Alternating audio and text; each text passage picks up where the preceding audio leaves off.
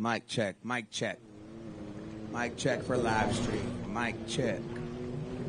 Check 'em, check 'em.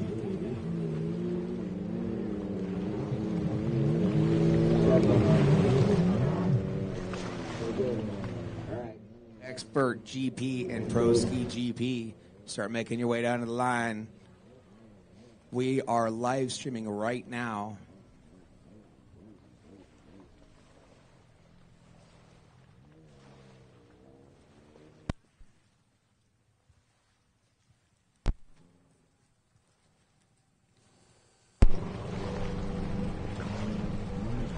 So a few sponsors, now that we're starting up our live stream. We are at Altus, Oklahoma, at this brand new lake that they built and designed for a recreation.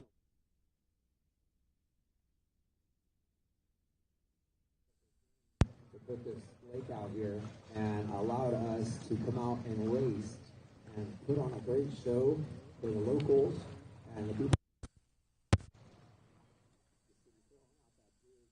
Flag hanging from the crane. That's nice to see.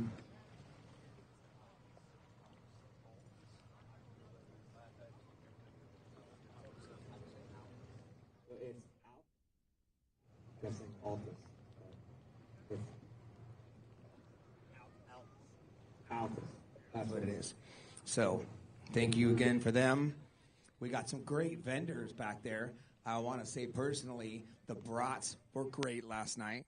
That I was actually able to get the last couple of them. The other vendor over there with the fish, the fried fish, that was the bomb on Friday night. So, want to give a shout out to them. So if you're hungry or need some drinks, go ahead and head on over, get yourself some food. Our other sponsors now are Ride Now, your big, huge storefronts for all of your ATVs, jet skis, etc. I want to say thank you to 321 Kawasaki, who was here on site. I want to say thank you to Dale's Jet Sport. Definitely want to say thank you to Jet Tribe and Liquid Molly. Big, huge thank you to Kommander Industries for helping the Naughty Water series check. kick it off this year. Also rounding us off is Jet Trim.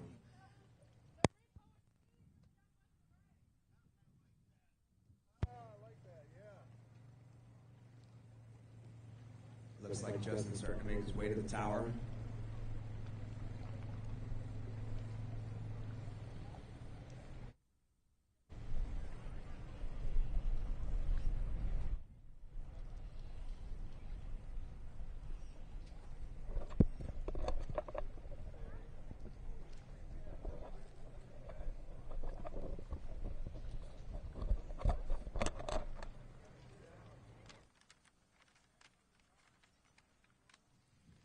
So we will have our expert GP on the line first for our live stream. That will be our expert GP ski on the number 127. We will have Rylan Webster on the 141, Reese Geis on the 299, Trevor Burns. In our women's ski GP on the 210, Karis Webster.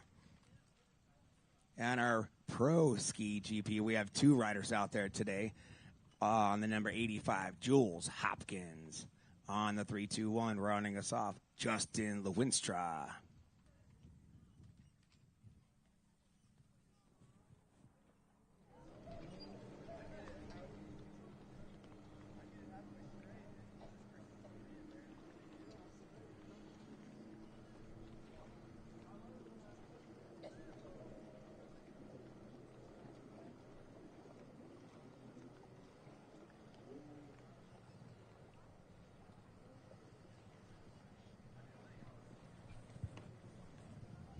I will tell you that I am enjoying this breeze. Without the breeze out here, it would definitely be a hot one.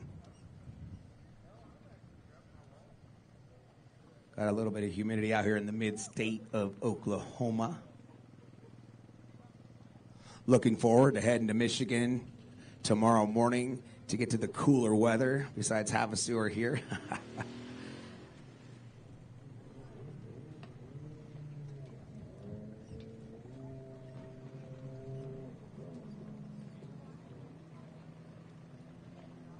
I personally want to say thanks to Justin and Terry for having me out here doing a little announcing for them. Thank goodness that my voice is starting to come back today. That's definitely a good thing.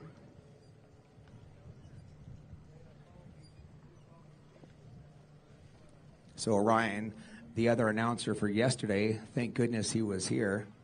And he rocked it on the microphone, that is for sure. Knowing the riders and not really some of the numbers you couldn't really see, they blend in with the ski, but Ryan knows the riders, so it really made for great announcing yesterday.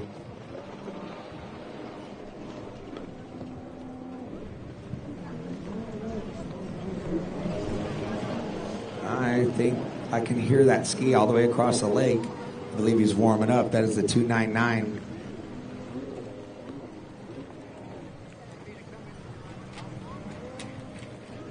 Of Trevor Burns. He's got a loud ski. So I remember hearing it yesterday. So he's over on the left-hand side of the track warming up. One of y'all do me a favor. That speaker, just turn it, point it that way. Yeah, just like 20 degrees to the left. I can hear it here, and I don't want to hear it here. I want to record them separately. Doing a little speaker adjustments. Like I want to be able to turn you off if I need to. Right. I don't want to hear any of that.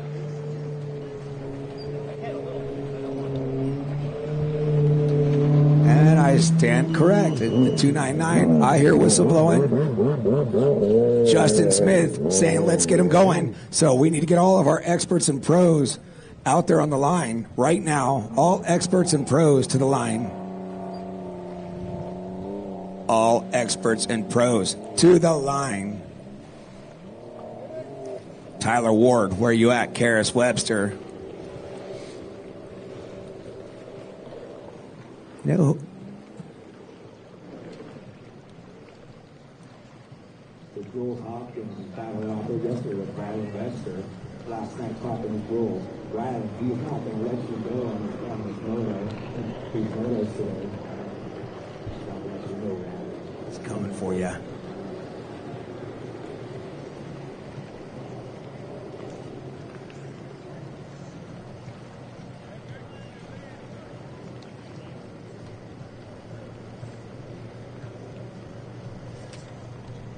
All pros to the line.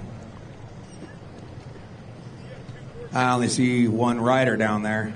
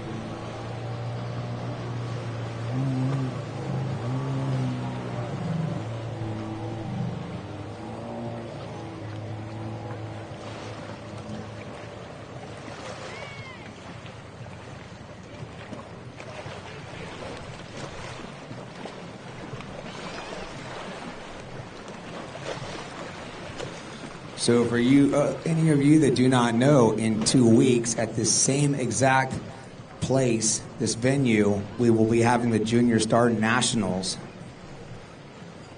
So make sure you make it out here in 2 weeks for your Junior Star Nationals. That'll be another great event put on by Naughty Water.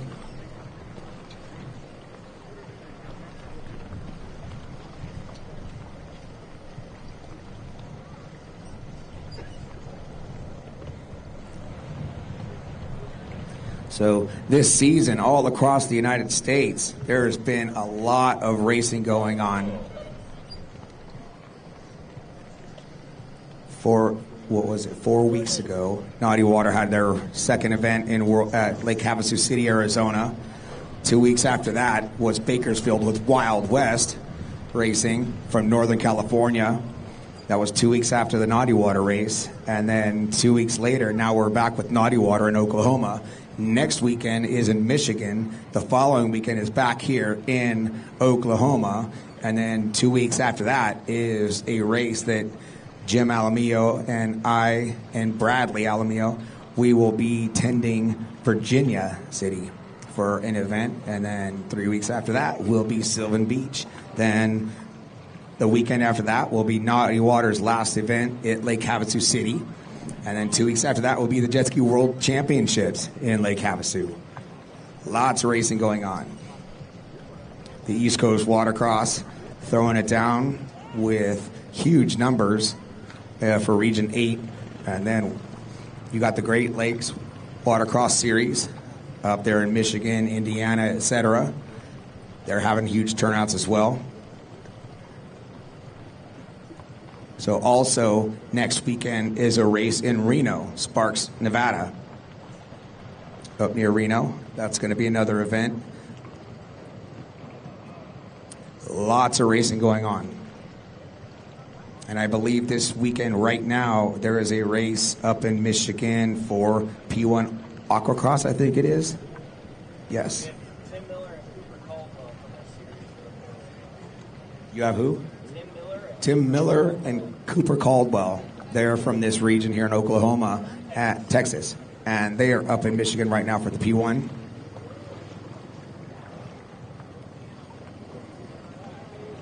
You know, there's keyboard warriors online on social media that are always saying racing is dying, but from my perspective, I think racing is coming back in full. I mean, yesterday here at the Oklahoma race, they had, I think they said 108 to 112. Call this out.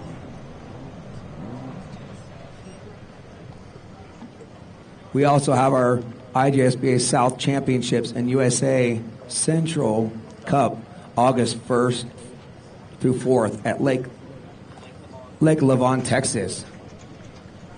Oh, is this the chat? Oh.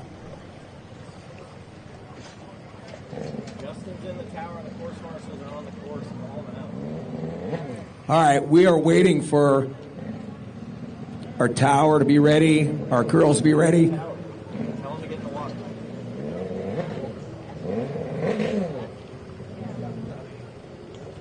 We're not going to wait for that. Hopefully they call on that. But like, let's go.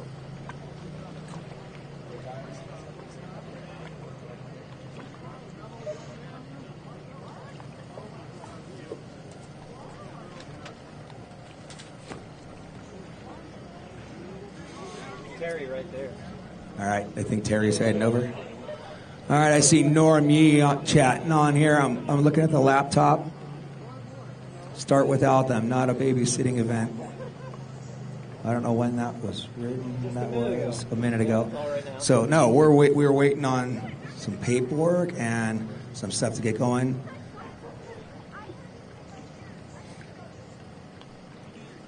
We got Rachel Gilson saying, hi, Ashley Swell.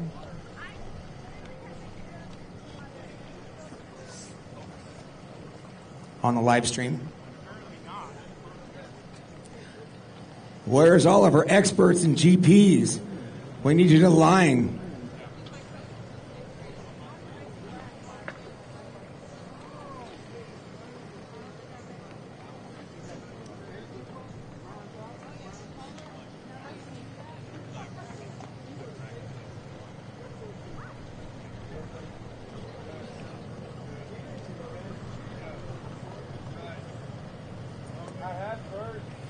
I need to see Rylan Webster, Reese Geis, Trevor Burns is already ready to go down there on the line. Karis Webster, Jules Hopkins, and Justin Lewinstra.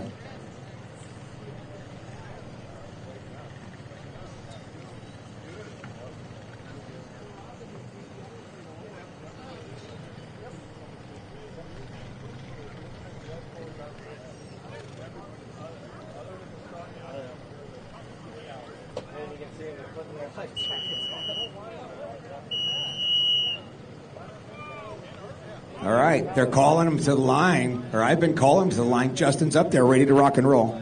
Thank you.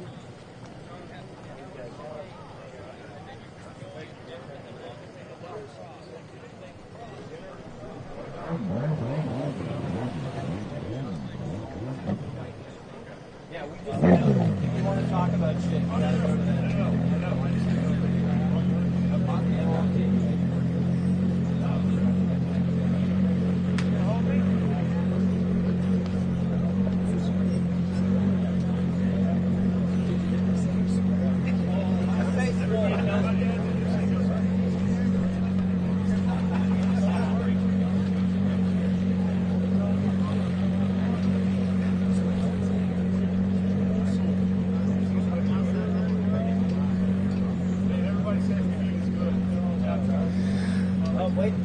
I am still waiting to see some riders. They still got to warm up their boats.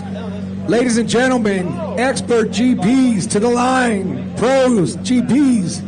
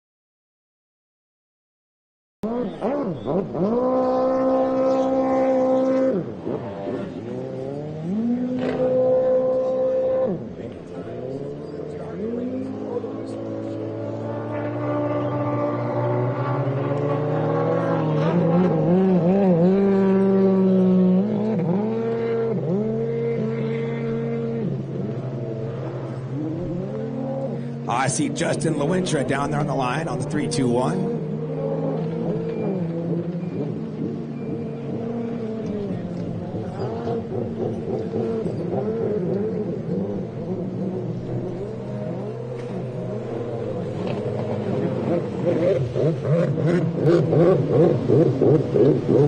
So from what I heard, this man-made lake here is approximately about 10 feet deep.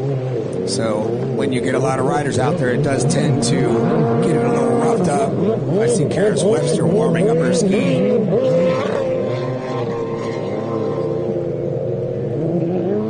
Reese guy's heading to the line on the 141 Purple Monster.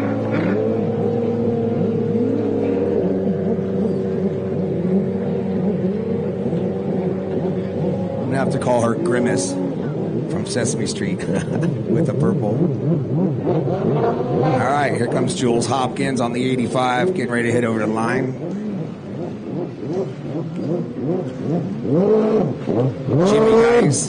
Jimmy Guy's down there getting ready to hold for Reese.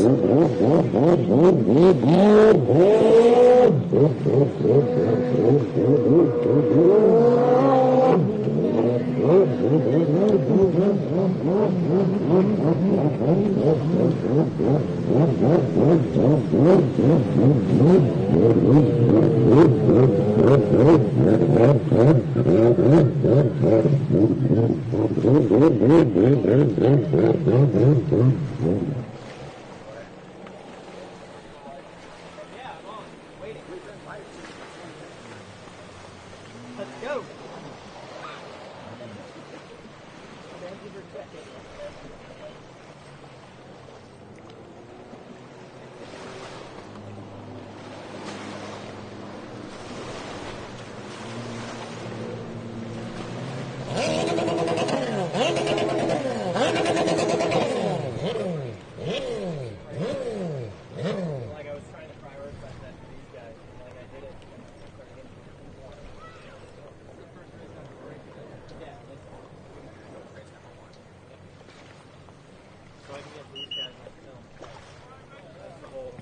All right, here we go. I'm going to run them down the line on the number 127, sponsored by Kommander, Team Faith, Worst H2O, and Blosion. Ryland Webster on the 141, Reese Geis on the 299, Trevor Burns on the 210, in the women's ski, Karis Webster.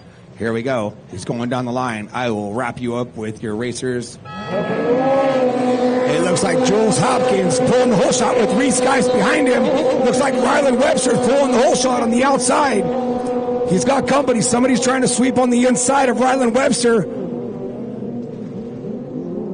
That is Ryland Webster. No, it is not Ryland Webster. Is that Psycho Ward? So down the front straightaway, Jules Hopkins, and I think it's Ward going at it down the front straightaway. That is Ward out in front, followed by Ryland Webster, then Jules Hopkins.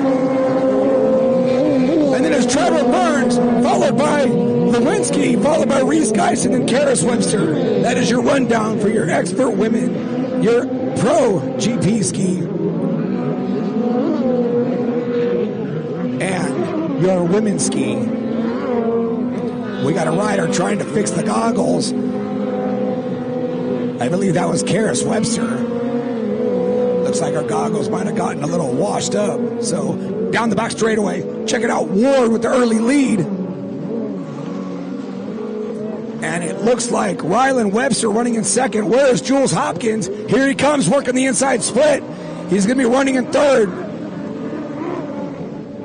Psycho Ward starting to extend his lead over Ryland Webster. Ryland Webster has got Jules Hopkins, your pro rider, coming in hot behind him. So Ward coming around. He's going to be coming down the front straightaway on the number 38.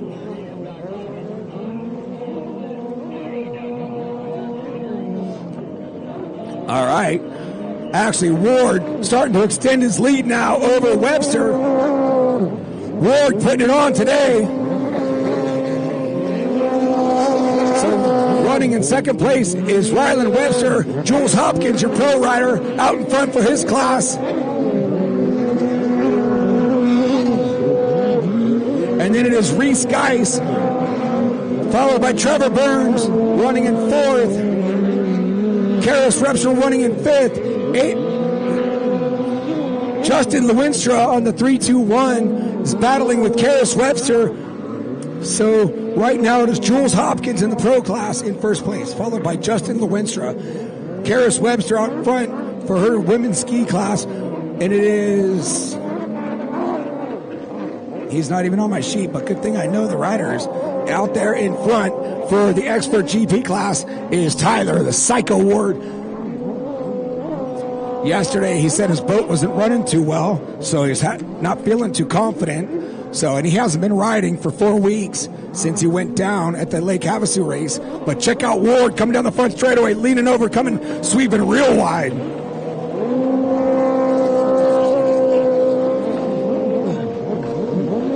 So, big turn of events today. With Ryland Webster winning it yesterday. So Reese Geis is going to try to make up some ground, working the inside split. Here comes Trevor Burns. He's going to try to work the outside split. Karis Webster is going to follow Trevor Burns to the inside or to the outside split. And then here comes Justin Lewinstra on the 321, running a GP ski, running the pro class. So Psycho Ward starting to pull away now in front of Ryland Webster. So Ryland Webster and Jules Hopkins were battling it out yesterday, and Jules told me last night he did not want Ryland to beat him. So today, Jules said he's going to give it all he's got, but it looks like Ryland got the better of him, running that outside split. The outside split definitely had a faster line off that start. But it was Ward with the early hole shot from the outside. He's going to be running the blues, the inside. Ryland Webster to the outside, running in second place.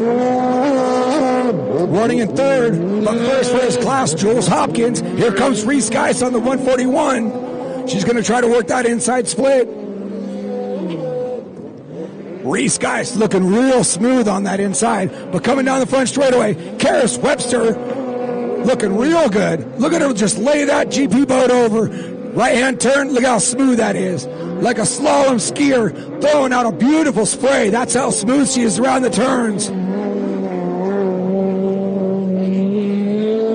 All right. Looks like Jewel Hopkins is starting to fall off the pace, but out in front, Psycho Ward hitting the left-hand side of the track. It's looking super, super great.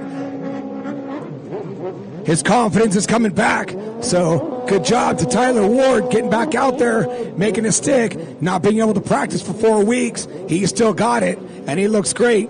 He said his arm was a little bit sore from yesterday, but it looks like it's not bothering him too much. That's what adrenaline will do for you. So Webster going to try to work that outside, hoping Tyler Ward makes a mistake. But, man, these pros and experts, they don't make too many mistakes, if they ever do. So Jules Hopkins out in first. And then here comes Reese Geis.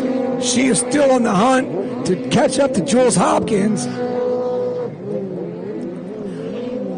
Down the front straightaway, Karis Webster. One more time around for her. She's going to go to the outside.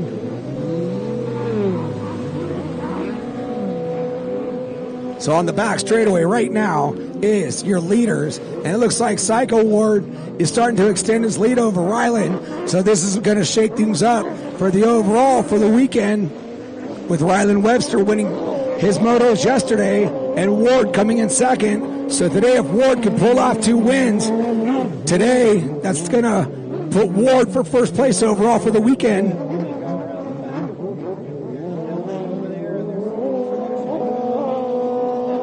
Reese Geis has probably gained about 3 seconds on Jules Hopkins.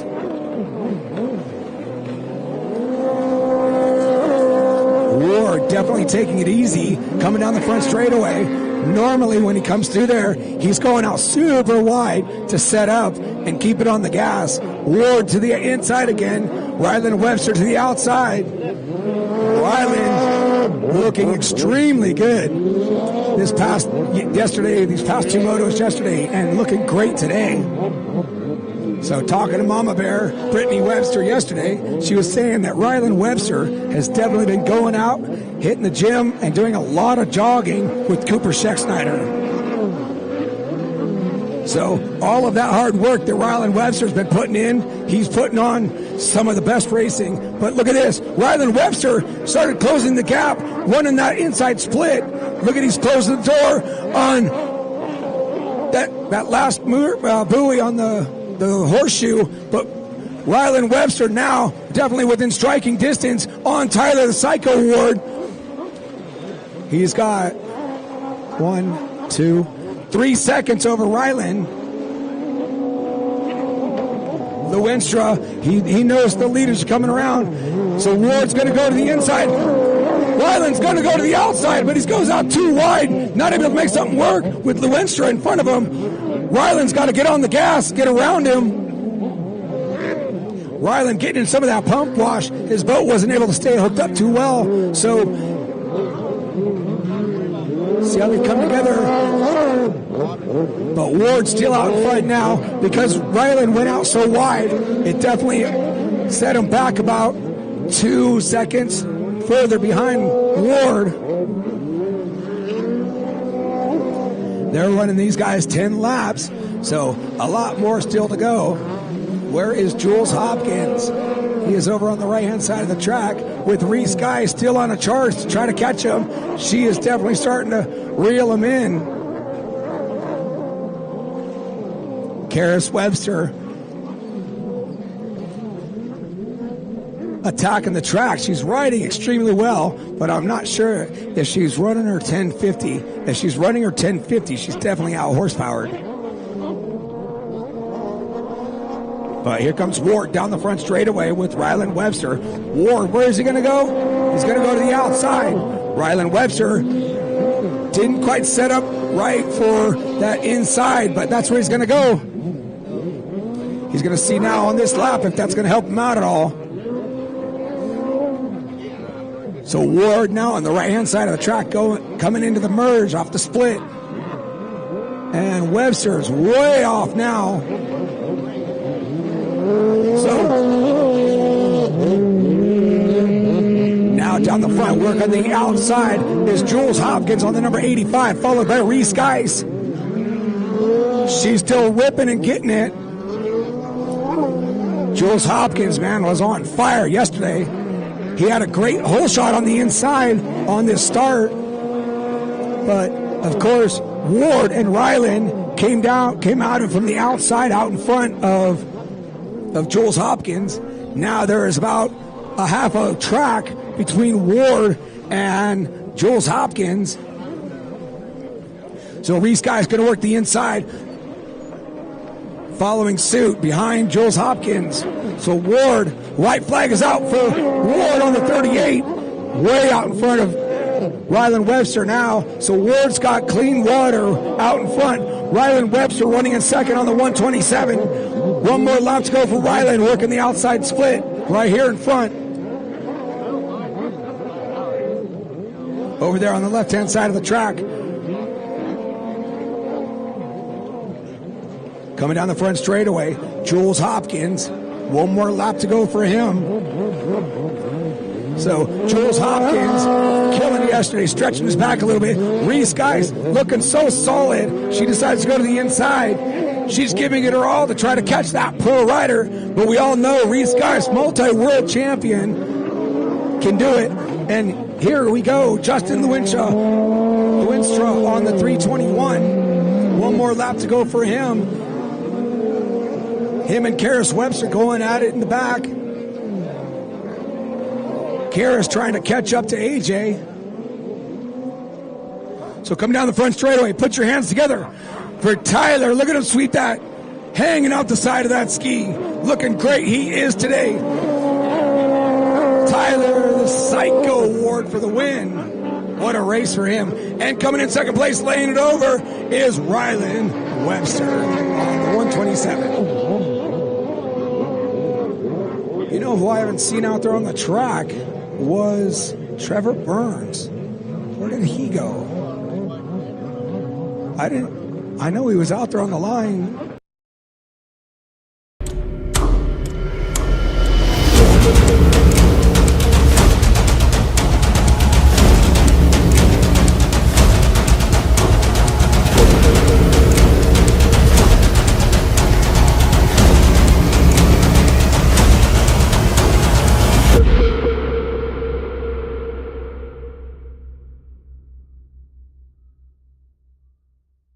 Coming down the front straightaway now. So AJ Lewinstra right now coming down the front, looks over her shoulder. Karis, look at her. She's still on the gas, trying to pass him. Here she goes. Oh, she's going to get him. Look at that. She was on it. She never lifted. AJ didn't even see that she was coming. He was looking for her. That might have been a photo finish, ladies and gentlemen.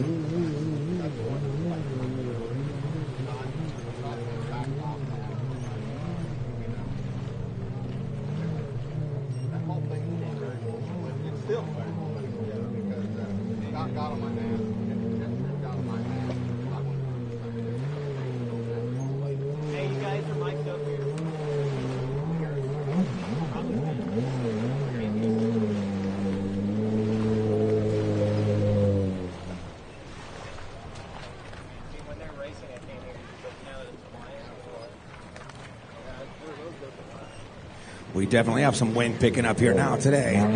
See a little bit of dust flying in the air. Lights. On the number 319, Bentley Cox from Plattsmouth, Nebraska.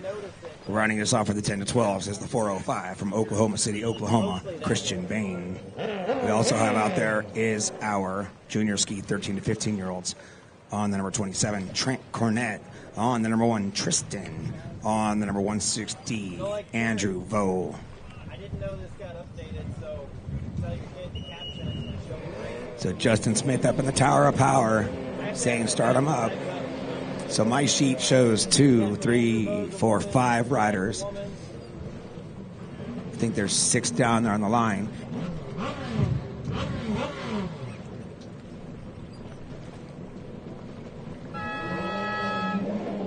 Right on the outside.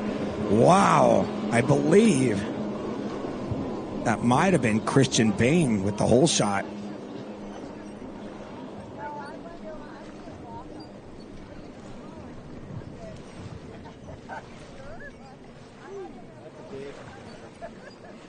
All right, we will see. So out there on the outside, I believe it was Christian that got the hole shot, but unfortunately wasn't able to make it stick. Coming down the front straightaway right now in first place. Let's see what number that is and see who's in second. I believe that's going to be Tristan on the number 1 running in second. In first place is the 160. That is the 27. So out in front is the 160 of Andrew Bowe, who was doing a little freestyle action out there earlier.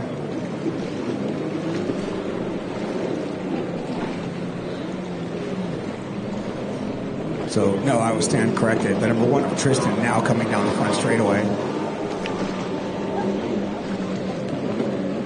So let's see where. So Andrew Bowe is currently out in front. Let's see where the 319 of Bentley Cox and the 27 of Trent Cornett are. But, man, I will say this. The number 405, Christian Bain, definitely had a big-time hole shot. Nailed that light perfect and was way out in front. Unfortunately, running around the sweeper from the outside, he wasn't able to make it stick because 2 riders were able to swing around him. But props off to that killer hole shot.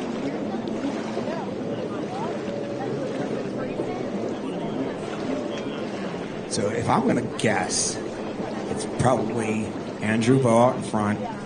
It's going to be Bentley Cox, I believe, in second. They're over on the left-hand side of the truck. I'm just reading the paperwork because I'm pretty sure we got a rider down. Oh, no, that was a second-place rider that went down. Announcer's curse. Bowe now out in front all by himself. Look at the way he hangs his I will say, hiney. Oh, and he almost cartwheeled again. Andrew Bowe, man, he lays that thing over so hard. Second place, the number 27, Trent Cornett. Down the front straightaway, we got a battle, almost side-by-side action. Check them out. Side-by-side. Look at that. That is Christian Bain going at it with the 319 of Bentley Cox. Man, these juniors are getting it. Look at, here comes Tristan from the back of the pack, starting to reel in the Bain and the 27 of Cornett. Cornett working the outside split, laying that ski way over. He's going to be coming into the merge. Looks like he's going to have some clean, fresh water all by himself. So the story of this race right now, out there on the back straightaway, starting to check out, that is Andrew Bowe. Andrew Bowe working through the horseshoe right now, getting ready to hit the left-hand side of the track. And then second place. So Andrew Bowe running the left-hand side of the track, got such a killer hole shot. That kid can tear it up. I believe he's running, I know he's running 2 classes today, but I think he might be running 3. Because I know that I see him out there a lot. Like a lot. So way out in front, whole front straightaway now. Bowe looks like he's just on a Sunday ride. Literally. I swear, that kid lays over so hard. He definitely knows how to ride that run, though. So now in second place, the number 27 coming down the front straightaway. Elbows way out.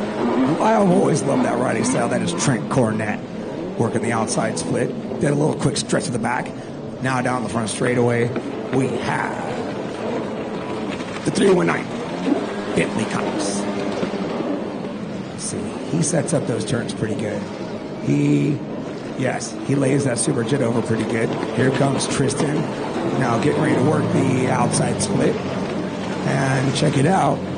Christian Bain staying with the pack. Not letting Tristan get away from him. Bain, so little out there riding that round nose super jet. Absolutely amazing. First place now hitting the horseshoe on the back. As almost a whole half a lap ahead of everybody. Andrew Bowe from Sulphur Springs, Texas, 15 years old, on the number 160, he's got a half a track ahead of second place. Absolutely remarkable to see how fast that kid is. Andrew Vo being 15 years old, coming down the front straightaway right now. So he is just on it. Second place has company because third place is starting to reel him in.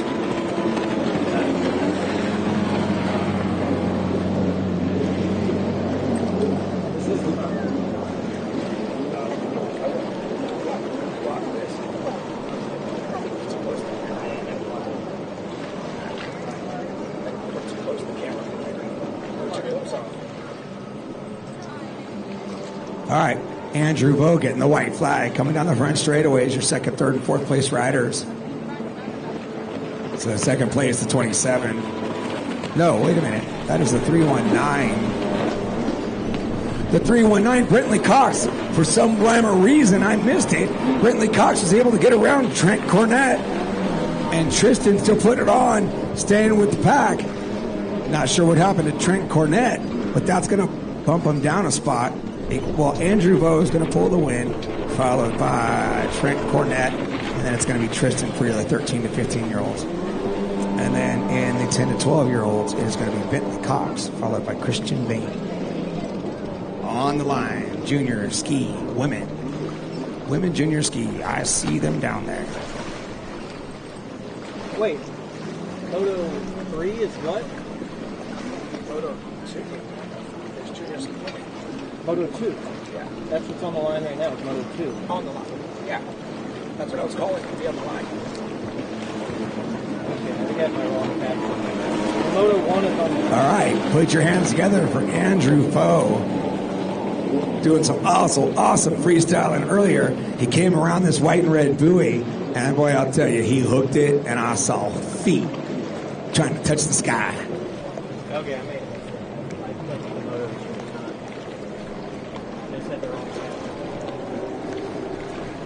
All right, a couple more buoys to go for second, third, and fourth. So second place. And I ride for Team Kommander. My favorite thing about my GP1 is the fact that it's super stable in the rough water and how good it handles.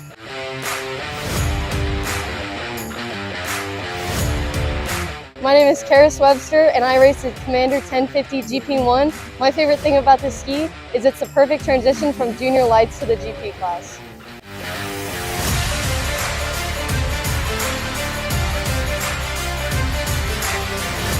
My sheet, I see 5 riders and I have 4 on my sheet. On the number 10, Bricklyn Smith from Salina, Kansas. She is 14 years old. This is your junior women's ski. On the 81, she is 14, and she is Stella Daniel. On the 405, 8 years old, is McKenna Berglund.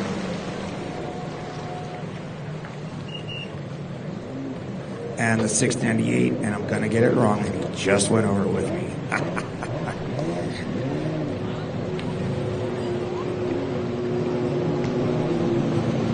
That is Jaden, who is 21 years old. I know you just told me, Ro, and I don't know. I always mess it up.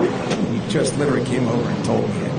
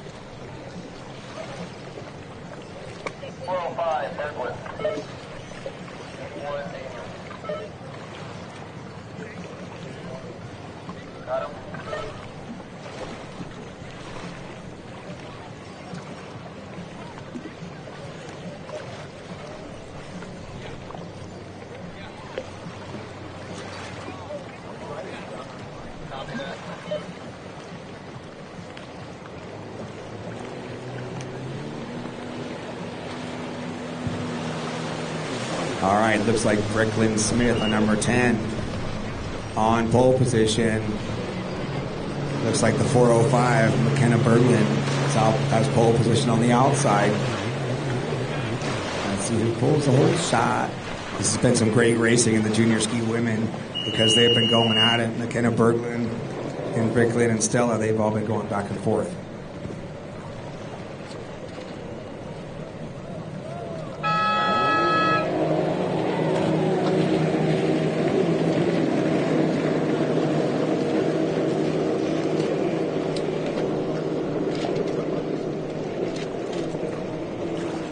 All right, let's get some paperwork ready to go. Got some new information, so I missed the start. Sorry about that.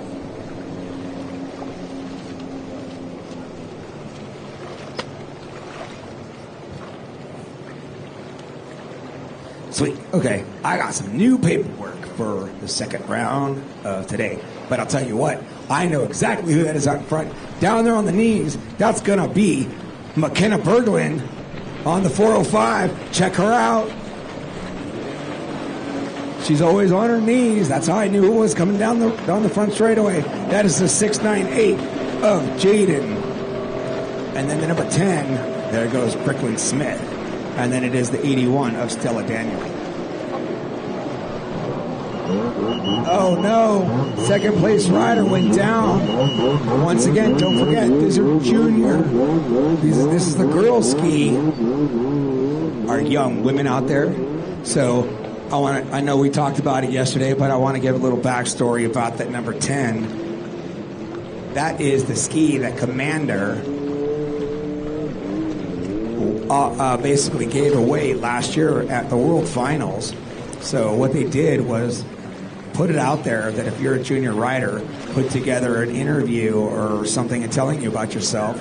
Well, after looking at, I don't know how many there were, but there were tons of entries of kids wanting to try to get in on getting that free jet ski, and it came down to 3 out of, I don't know, maybe 40 kids that had tried to get in on that free ski, and it came down to, I don't remember the third person, but it was somebody on the East Coast, and then from Havasu it was Bryce Chambers, and it was Bricklin Smith. So Bricklin Smith out there running on that new Yamaha.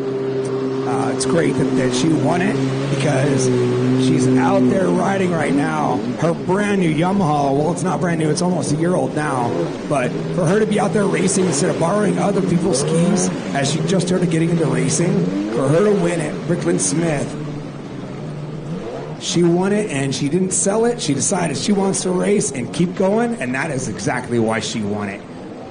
So I guess they drew balls to see who was going to get which ball out of the bucket, and then they drew it again, and we did it with the live stream at the World Championships in Lake Havasu last October, and she won it, and she's out there racing. So out in front, the 405 coming down the front straightaway, hooking the red and white buoy, deciding to go to the inside, but that is McKenna Berglund.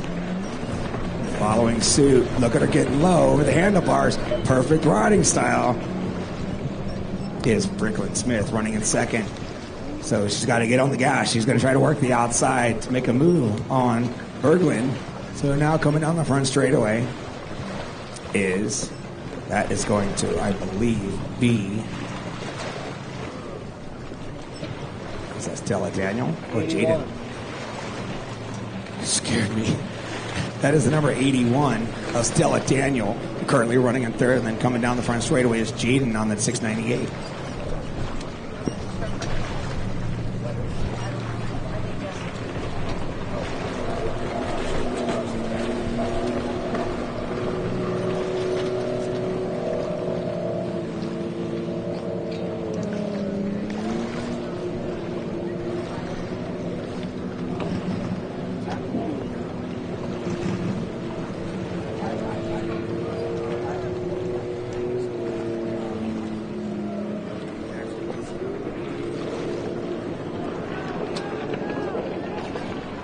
All right, we got a battle going on for first and second. Oh no, second place. The number 10 goes down and comes off of her ski. Man, she was getting ready to make a move, was trying to make a pass on Berglund, and So unfortunately, Bricklin Smith came off her ski, but there's still a pretty good distance between her and third and fourth.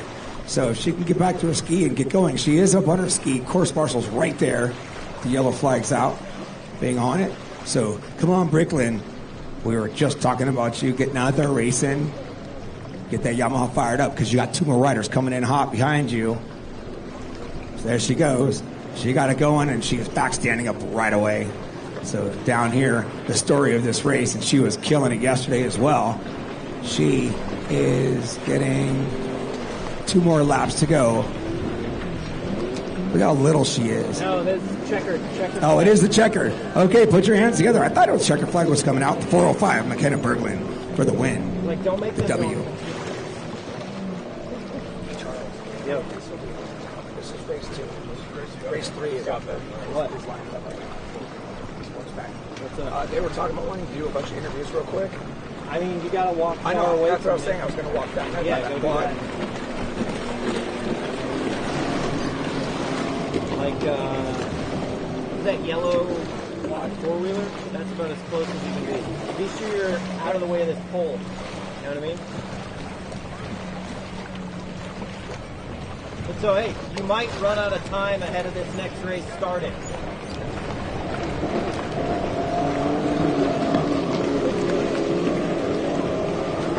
Harris. Whoa, check out that battle for third and fourth going at it.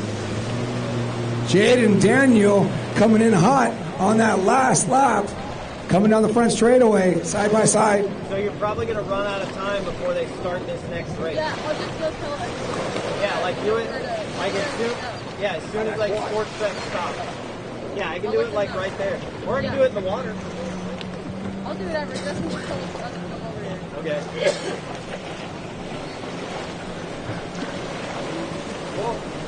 Yeah, like that. Harris. Harris.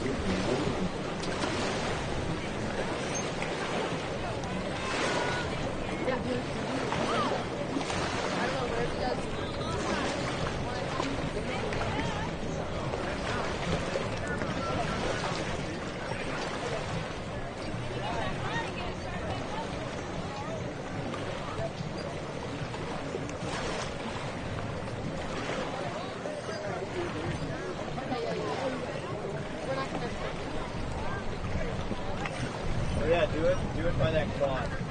The yellow. Okay, so we are just coordinating about doing some interviews. So we will be having Psycho Ward Tyler. He'll be coming on over. Karis Webster will be coming on over. Pretty sure we'll have Jules Hopkins. Pretty much we'll have a great turnout for some interviews.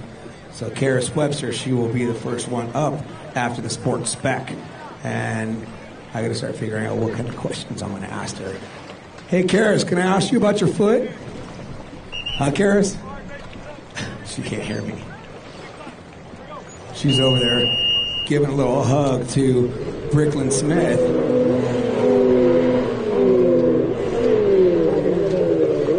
All right, ladies and gentlemen, down there on the line is race number 3. Race number 3, sports spec. Pulling the whole shot again. There she goes. Skinny Casey Moore, looks like she's on the outside, but you got a rider running hard on the inside, and if I'm not mistaken, on the inside, that's either Craig Ingram or Louis Weiler. All right, so out front, she won the first moto on the number 111 coming down the front straightaway. Skinny Casey Moore. Oh, we got side-by-side action. Second and third, they're bumping. Look at them going. They are bumping. Is that Craig Ingram? They are on it. That was a 69 of Joey Malden and Craig Ingram. They were going at it, doing bang, bang, bang, all the way down the front straight. Going down the train. Doing some bang, banging. Oh, that was awesome. I don't know. I think it was Malden, who was the person on the outside on the number 69, who was definitely coming on over into Craig Ingram. But a little side-by-side rubbing like that, oh, that was awesome. And, you know, the good thing is because they were so tight to each other coming down that front straightaway, I mean, they were dead exactly even with each other. So when you're doing a little bumping like that, you're not going to get into too much trouble. But if you're bumping from the back or the front, then you can start seeing skis kind of get a little sideways and somebody get chucked. So that was some good bumping between Craig Ingram and Joey Malden. Malden out in front of Ingram, and so that is going to put, I believe, Whitaker. That is going to be Whitaker on the number 72. No, that is not Whitaker. Oh, Whitaker's boat still on the shoreline. I see it over there. So we have four of the 4 of the 6 riders. Guys, so, I got a mic right here. Back up. So Skinny Moore still out front. Green flags out. Looks like Malden still running in second, but Craig Ingram. Oh, no, wait a minute. How did Craig Ingram get around him? Somehow, some way. There's a lot of stuff going on around here. We're talking about interviews, but Ingram somehow got around Joey Malden on that last lap. So Ingram getting back Malden for that little bumping down the front straightaway. So it is Skinny Casey Moore in first, followed by Craig Ingram. Third place is going to go is Joey Malden right now.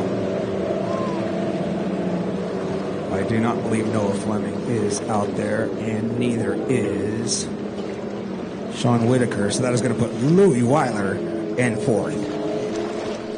Just looking at my paperwork, I can kind of figure out who that person is running in fourth. Your fourth place rider working the inside split. So out front, Skinny Casey Moore dominating earlier in the first moto. Ingram following in second.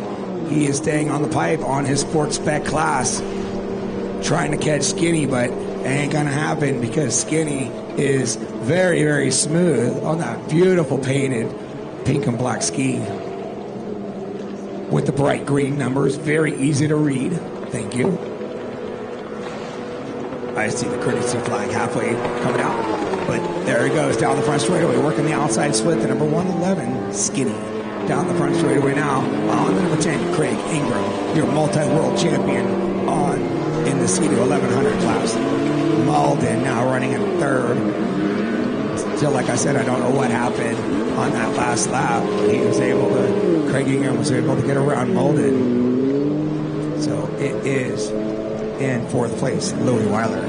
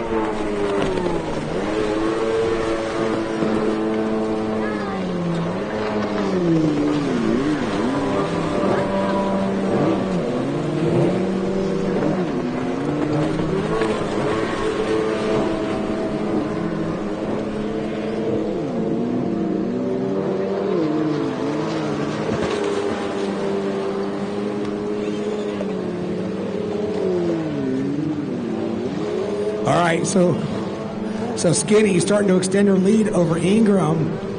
She pulled away about 2 boat lengths. No, she's further than that. She pulled away about 5 to 6 seconds ahead of Ingram. So I can't see from where I'm at. I had to move, like I said, for an interview. So stay tuned. I have Karis Webster, and I want to talk about her foot again. She's looking at me, shaking her head like, you're so dumb. Dumb.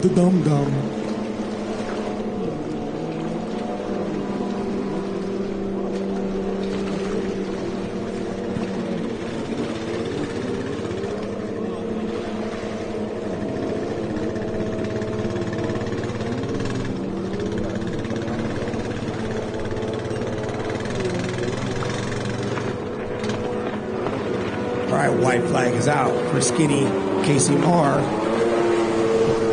She's going to go to the outside. Ingram, I think he's just going to follow suit. Yeah, he's just going to follow. One more lap to go for your leaders. But it does look like that last lap, Skinny might have started lifting on the gas. Ingram now is pulled up about 2 seconds. In third place was Molden coming down the front straightaway right now. The 504. One more lap to go.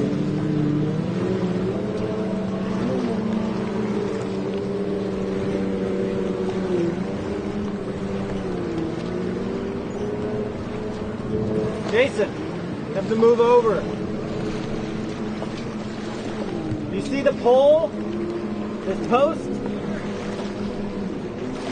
This! You need to move over. This is in the way. Alright, 1 second.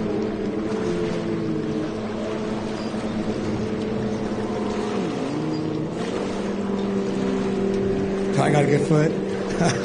I did break my ankles.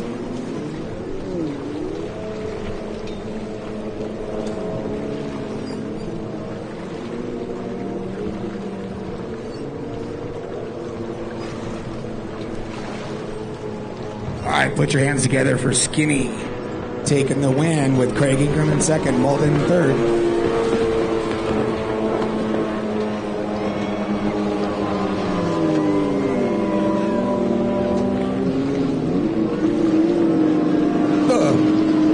Molden coming through, and then fourth place, the 504 coming down the front straightaway.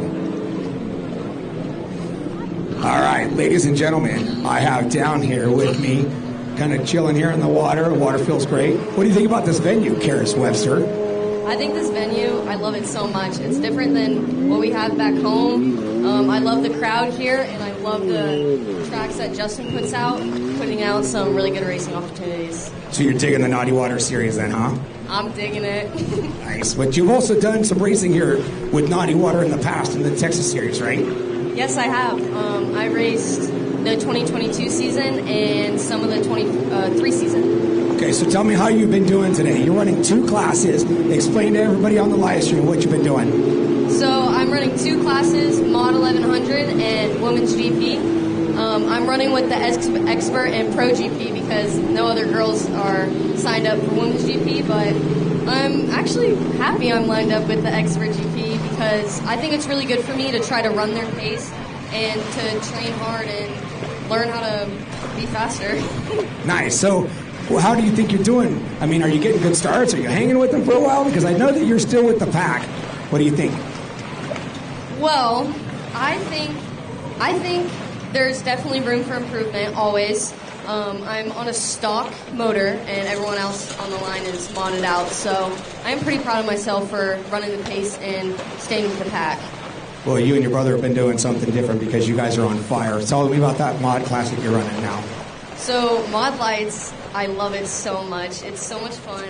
On my Kommander 1050 GP1, even with my new 1500, it still is one of my favorite skis. I mean, it really teaches you control with the new GP1 hull, and it's a really good step for juniors to start working their way up to the GP class. Nice. Well, thank you for coming on over.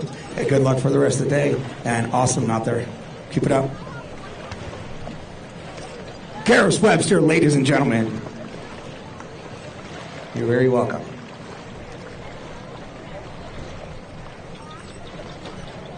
All right, let's see who we have down there on the line. Their moto number wrong.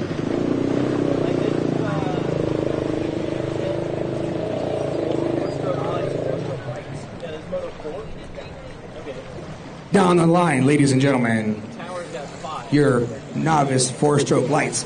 Up on the tower, it is race number 4. Just want to get a correction out there for you guys. Race number 4 is on the line.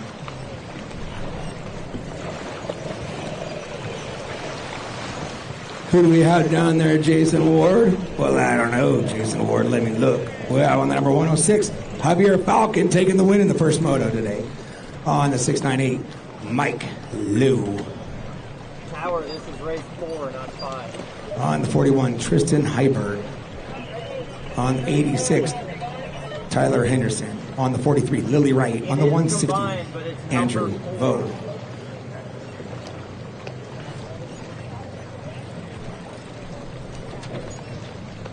We moved the numbers up. It should be number 4 on the tower. Hey, are they putting the juniors in there with them? We did 10, 15 in pro and 4 pro lights. No, it's not. Now it's more.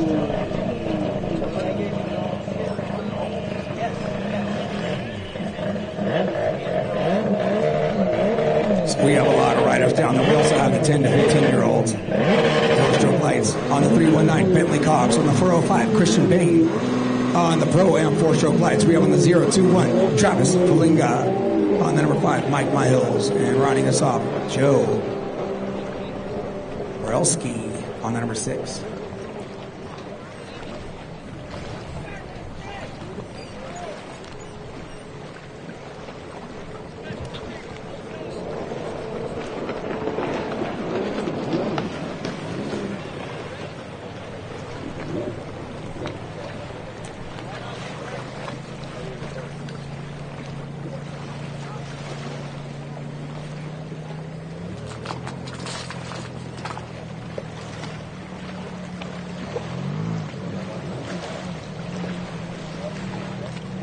So, I don't know if you guys can hear me over there, but race guys, we'll go ahead and do your interview. So come walking on down when they got 2 laps to go, please. Meet me by the yellow quad.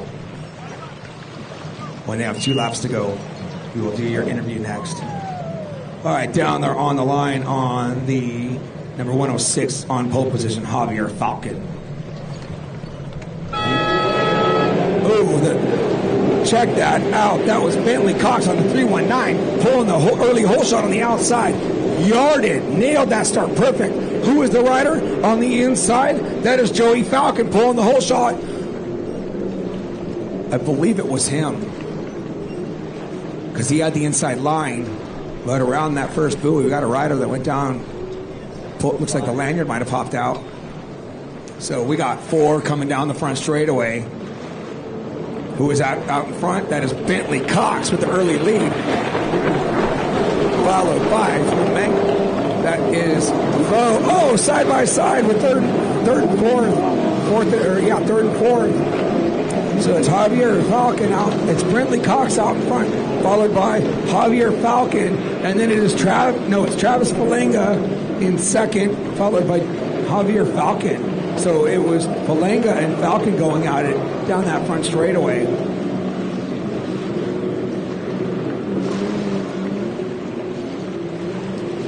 Looking at the paperwork. Oh, that was Andrew Vo, who was up there in the top.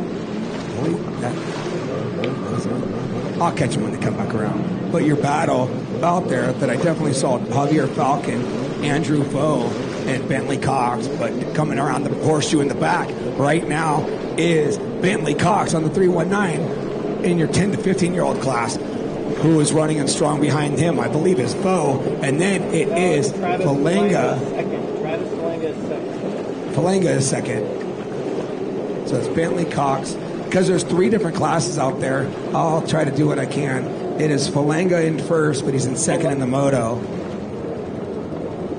Oh, it looks like third place rider went down, got passed by one rider. So coming down the front straightaway is Bentley Cox on the 319. And then it is the 021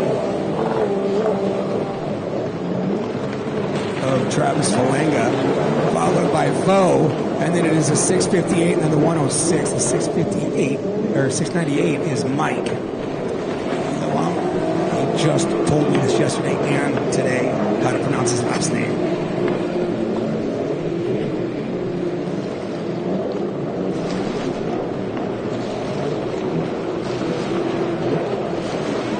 So we got the 405, 41, and 86 going at it in the back of the pack. That would be Christian Bain and Tristan Hybert. They're going at it in the back of the pack with Lily Wright. Where is the number 6? Joe Borelski.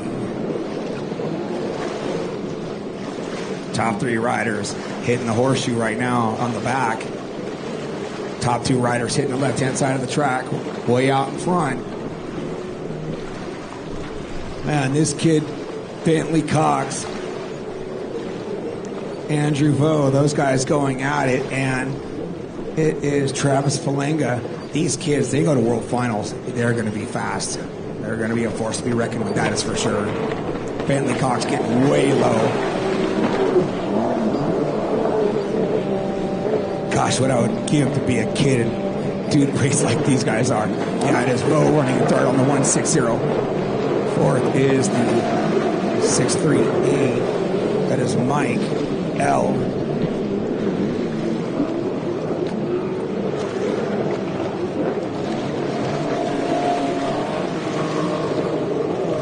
Yeah, it was Mike L. And then it was, wait, there goes the number 5. Looking for that. That is Mike Myhills running back here. And then it is the 41 of Tristan Hybert.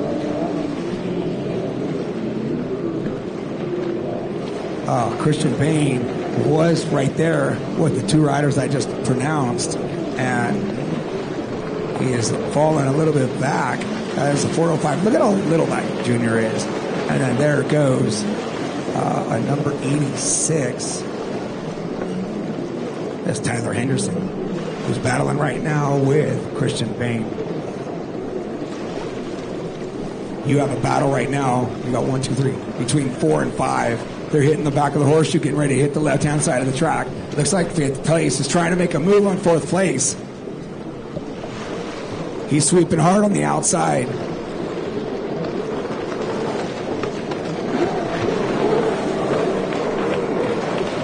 All right, coming down the front straightaway, 021 of Falenga. Vo running in third, first in his class. There goes the 106. That's what I've been looking for. Who took first in the first place? Javier on 106. There goes the 43. Been waiting for her to come around. That is Lily Wright. And shortly behind her is the 41 of Tristan Hybert. And then it is the number 5 following suit behind them is Mike Myhills. So Myhills better get it going. Try to make that pass. So up next, race 5, Runabout Amateur 1100 and 1100 stock. Here goes Christian Bain making his way through.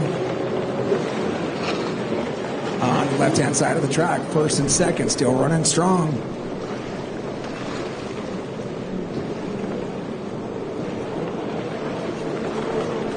Looks like Brentley Cox starting to extend his lead over second place. But that is a checker flag for Brentley Cox.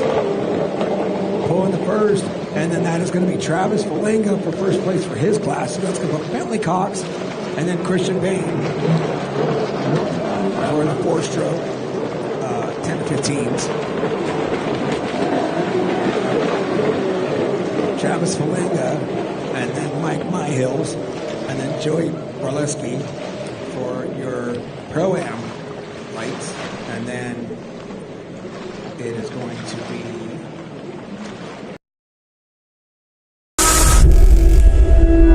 It's Taylor Smith. We're here at Jet Trim getting some new mats for race season. Let's go inside. Hi, Callie. Hey, Taylor, are you ready for those new mats? Yes, let's get started.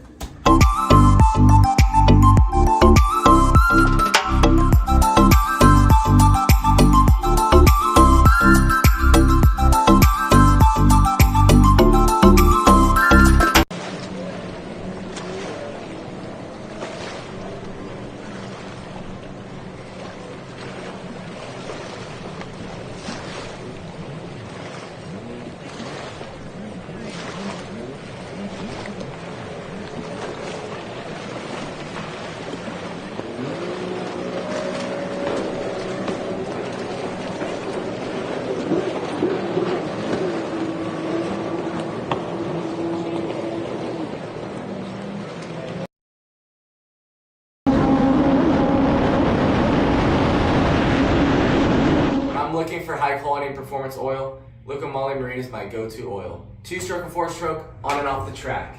It's the best choice for me, and it should be yours as well.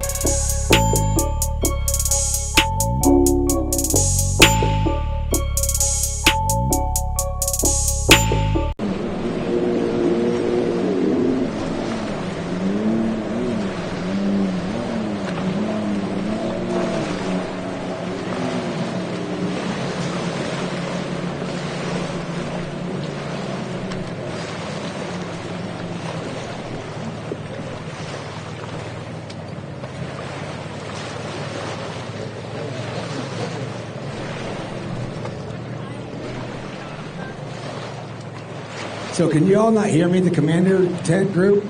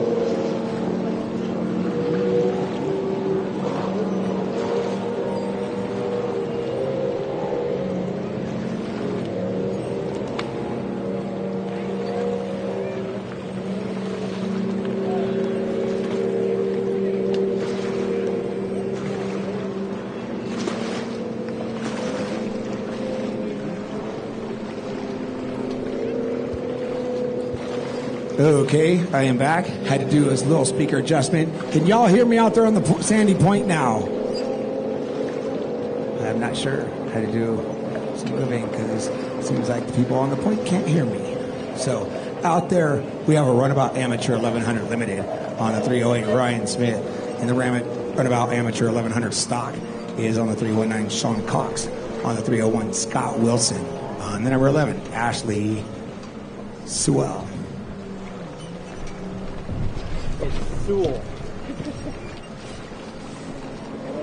Which I like to say swole. Check out who is out in front. Oh, it looks like Ryan Smith decided to start in the back of the pack. So I believe that was out in front. Where did we go? That is Sean Cox out in front. And Ryan Smith currently running in third.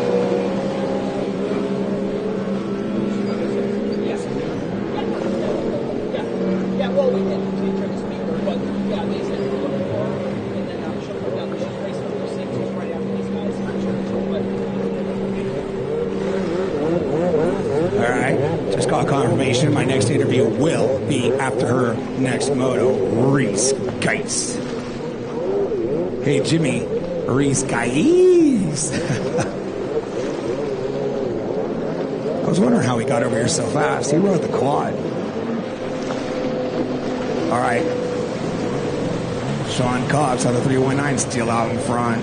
And then I believe in second place, that is going to be... No, it is not Sean Cox. It is... Yes, Sean Cox is in first. Scott Wilson in second on the 301, followed by the number 11, Ashley Swell. And then Ryan Smith running in the amateur Runabout 1100 Limited. He is in third, currently in first in his class. So the 310 getting through the halfway marks, followed by the 301, Scott Wilson. Ryan Smith playing chase. I told him he should start in the back of the pack for some practice, getting into that pump wash. and getting into the rougher water. He said he was actually kind of bored in the first moto because he was so far out in front. He was checking out. Checking out. So Ryan Smith knows World Finals is coming. And I had mentioned, like I said a couple minutes ago, he needs some good practice in the pump wash and getting behind other skis. So the 301 going to try to work the inside, but I think he's too far back. Oh, we got a rider just... Oh, the 301 just spun out around a buoy. That's going to put Ryan Smith in second place, but still first place for his class. Somebody's fuel smells great. Like the Tiger. Great. I really don't know whose ski. I'm trying to look around because I see the way the wind is blowing, but somebody's ski smells really good. It might be Ryan Smith's from out there on the water, but now he's starting to put a chase down. White flag is out. One more lap to go. Can he catch the 319 of Sean Cox? He's coming in strong. I don't think he's got enough, but Ryan Smith is on the gas. He's already able to get around the 301 because the 301 unfortunately spun out, but Ryan went a little wide on that buoy, but he swept that other buoy really nice. Coming down the front straightaway, Ashley on the number 11. She's running two different classes, so this is the harder class for her with some faster skis. But in her other class, she's been running really strong, and she rides that EX absolutely fantastic. So running down the back straightaway, Sean Cox, followed by Ryan Smith. Ryan Smith, couple more buoys. Here he comes. He's coming in strong. He's going to try to make a move, but he does not have enough. He needs to stay on the gas and sweep that horseshoe really, really tight. So a couple more buoys to go. I don't think Ryan's going to have enough, but this is good practice before World Finals. So Craig Ingram is here. I really wish that he would have been out there with this today, but he decided to want to run the sport spec. So put your hands together for the 319 of Sean Cox. Pulling the win. The big W for the weekend. And where is Ryan Smith going? It doesn't matter. He's in his own class. So the 301, Scott Wilson coming in second place. Ryan Smith for first for his. And the number 11 for third place was Ashley. Down on the line is race number 6. We have our X2 Open, our Expert Ski Lights 2 strokes, and our Ski Vintage Open, our Novice Ski Lights. And I ride for Team Kommander. My favorite thing about my GP1 is the fact that it's super stable in the rough water and how good it handles.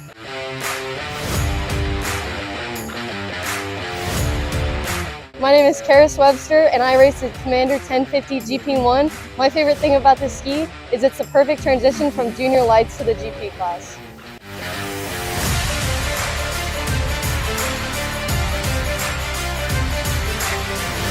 Who just ran a moto a little bit ago, back out there again. He is on fire. Also rounding us off in our race number 6, we have our Vets Lights on the number 9, Tony Taylor.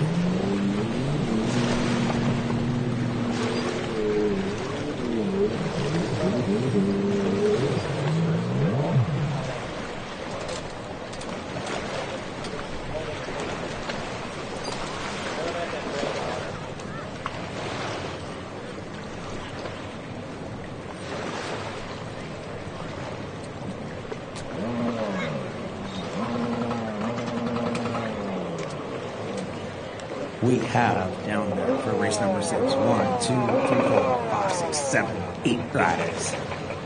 X2 on the pole position. So Reese Geis, I don't see where she's lined up. I think she probably picked the far outside. She dominated the first moto today. But like I said earlier, she is your expert rider running out there with vintage skis and X2 and novices.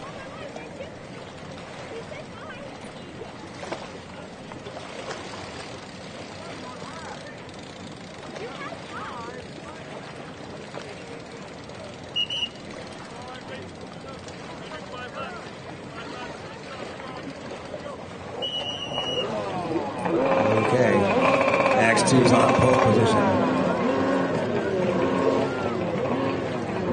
That looks like a 405. I don't see on my sheet. It's on pole position on the outside.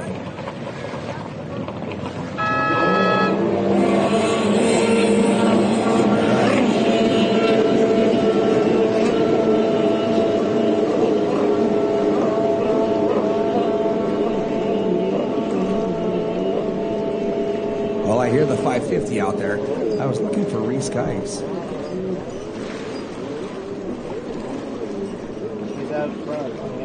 She's out in front on the outside. Coming out the front straightaway, she is.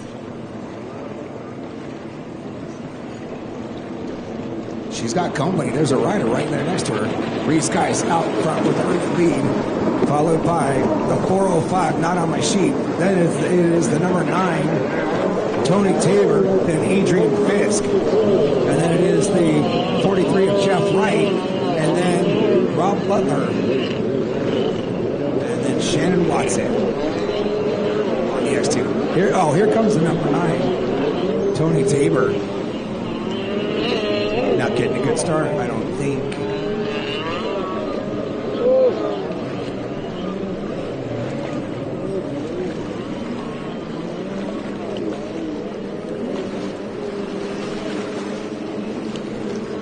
So unfortunately, I'm going to see if I can try to make this out. I'm trying to figure out. I got to see where Javier Falcon is, but it looked like it was a 405. He got second.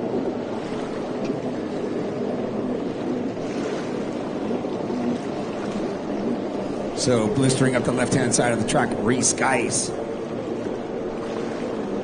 405 is Yeah, it's the 405 out there in second place. I'll see if I can figure this out.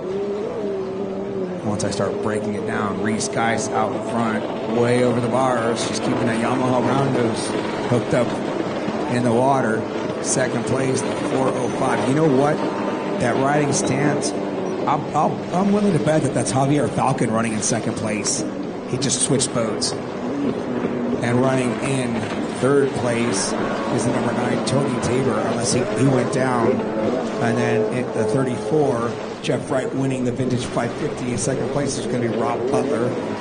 It is Adrian Fisk right there coming down the front straightaway. Just doing a little stretch to the back, hitting the outside split. It looked like something just flew off of him. I just saw something like fly up in the air. So the X2, that is Shannon Watson out there reeling with Rob Butler on the 75 square nose. We have a rider coming down the front straightaway. Let's see who that is. That number is 333, not on my sheet. Sorry, ladies and gentlemen. But that is a square nose. Sporting the American flag. Paint job or graphics. Looking great. All right, top 2 riders coming down the front straightaway now. Reese Geis is getting the courtesy flags. So the race is half over. 141, Reese Geis going to the inside. That definitely is Javier Falcon switching boats. So I can tell by his riding from yesterday's racing and today. And he doesn't wear a visor, so that also makes it distinct. But he is not letting this moto, letting Reese Geis walk away with it. So Javier doing whatever he can to try to reel in, even though they are in different classes. So Adrian Fisk coming down the front straightaway. Since we have so many different classes, we have 1, 2, 3, 4, 5 different classes. So Tony Tabor on the number 9 in your Vets Lights, he is out winning his class. The Novice Ski Lights, Javier Falcon, who's battling out there in front with Reese Geis, he is in first place, and then it is the number 7 of Adrian Fisk. Check it out, this X2, giving that a little battle with Rob Butler. So Shannon Watson on the X2 really trying to reel in Rob Butler.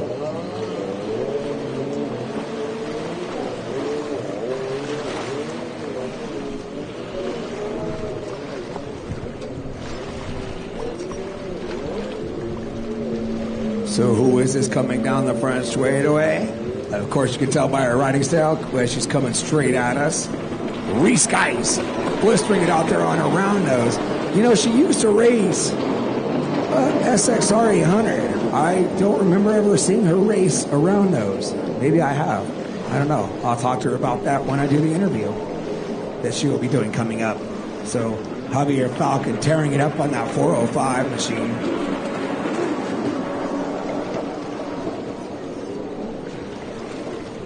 Adrian Fisk. Your 3, 4, and 5 riders down here coming down the front straightaway. That looks like that's going to be Tony Tabor. He looks over his shoulder. He lets him go by. Side-by-side action right now down the front straightaway. It is a... Look at, they're looking at each other. That was awesome. That is Adrian Fisk. And the 34, which on my sheet says 43, that is Jeff Wright on the 550. Man, that 550 is fast. Oh, and Adrian Fisk subs it. Oh, they both go down. Adrian Fisk gets up quicker. But the 434 of Jeff Wright, they both went down right on the same turn. It looked like Jeff Wright went down first, and then Adrian Fisk. So, tough break for those two fellas. But that was great watching them look at each other going down the front straightaway. Here comes number 17, Shannon Watson. White flag is out for all of these riders. And now, coming to the checker flag. Put your hands together for Reese Geis, your multi-world champion, and you can tell why she is a world champion. The way she rails that Yamaha round nose and her GP ski, her Kommander built ski.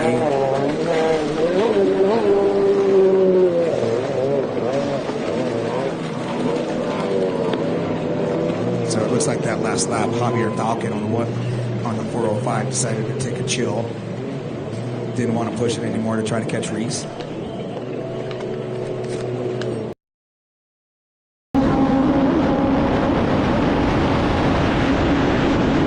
Looking for high quality performance oil, Luca Moly Marine is my go-to oil. 2-stroke and 4-stroke, on and off the track. It's the best choice for me, and it should be yours as well.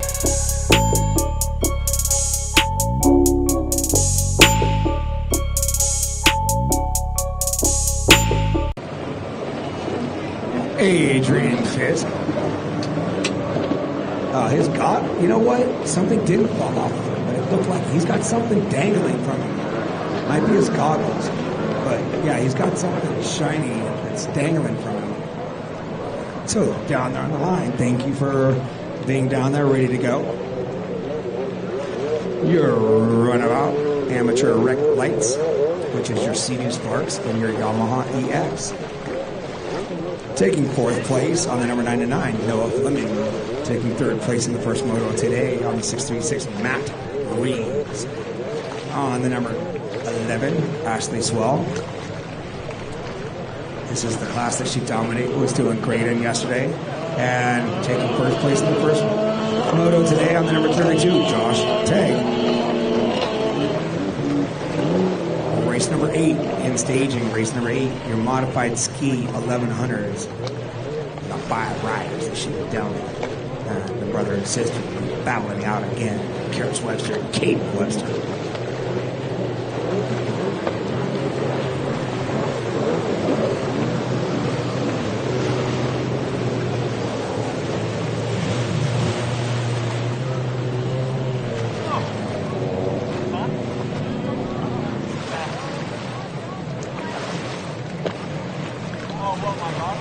Oh, it is his goggles. Adrian Fisk just pulled up the shore in front of me, and he has like a lanyard. So I guess if he wants to, he can pull his goggles off. I'm not sure if they came off or if he fell or what he decided to do. But he has a tether, so his goggles, if they come off, they were dangling. So when he came around, that's what it looked like. Something flew off of him because I saw the glare or the reflection of the sun or the water. And it did a little shine into my eye.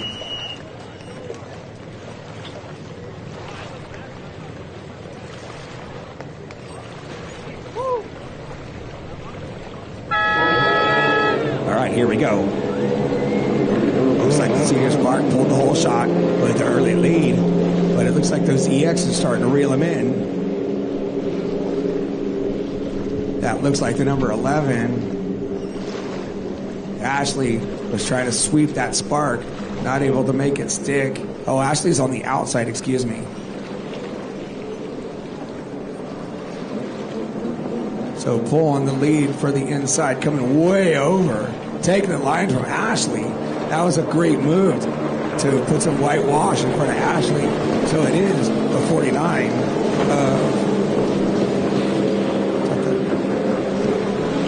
so 32 Josh is fourth. Ashley is in third.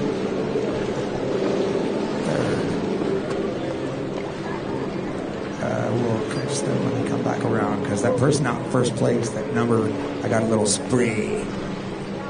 Couldn't see the number.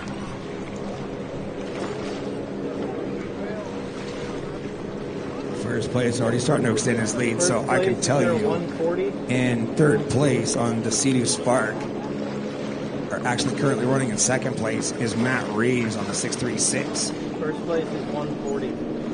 First place. 140. Or 148, 149. I don't have that. And 148 or 149. So, ladies and gentlemen, if you do switch your boats, you got to please come over and talk to the announcer over here so I can write it down. Please do so. Makes it easier so I don't have to try to keep guessing. So this number here 149.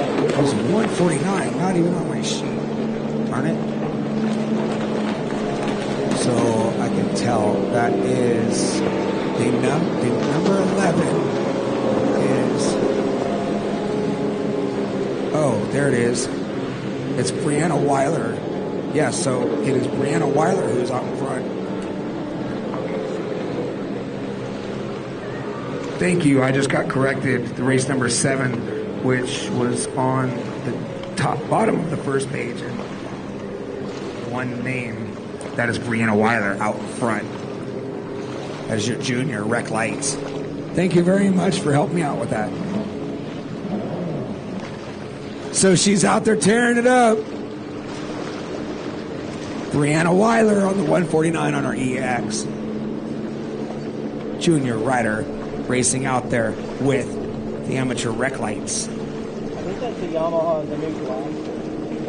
So Brianna Weiler out in front on the 149, and then it is Matt Reeves on the 636, running on a Spark in second place.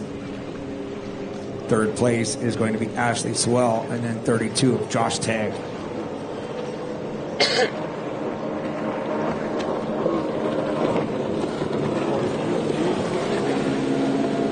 That's the new blaster out front, out of the edge. The blaster. They have a new blaster.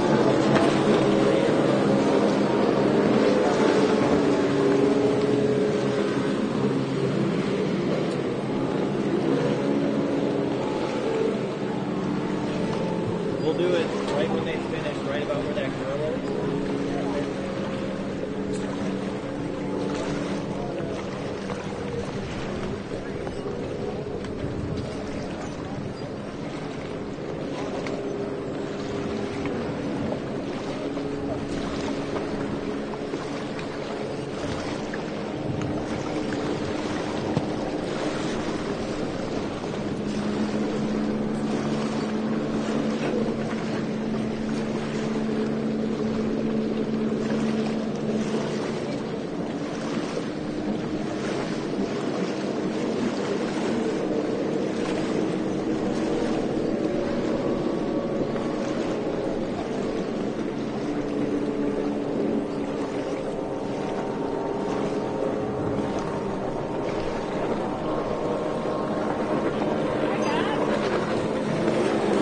All right, continuing her lead with the white flag, the 149, as Brianna Weiler.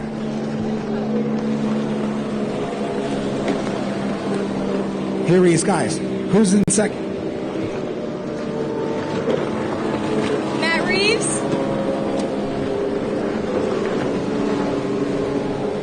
Who's in third place? Ashley Sewell, And then running in third place. Josh Teague, There you go.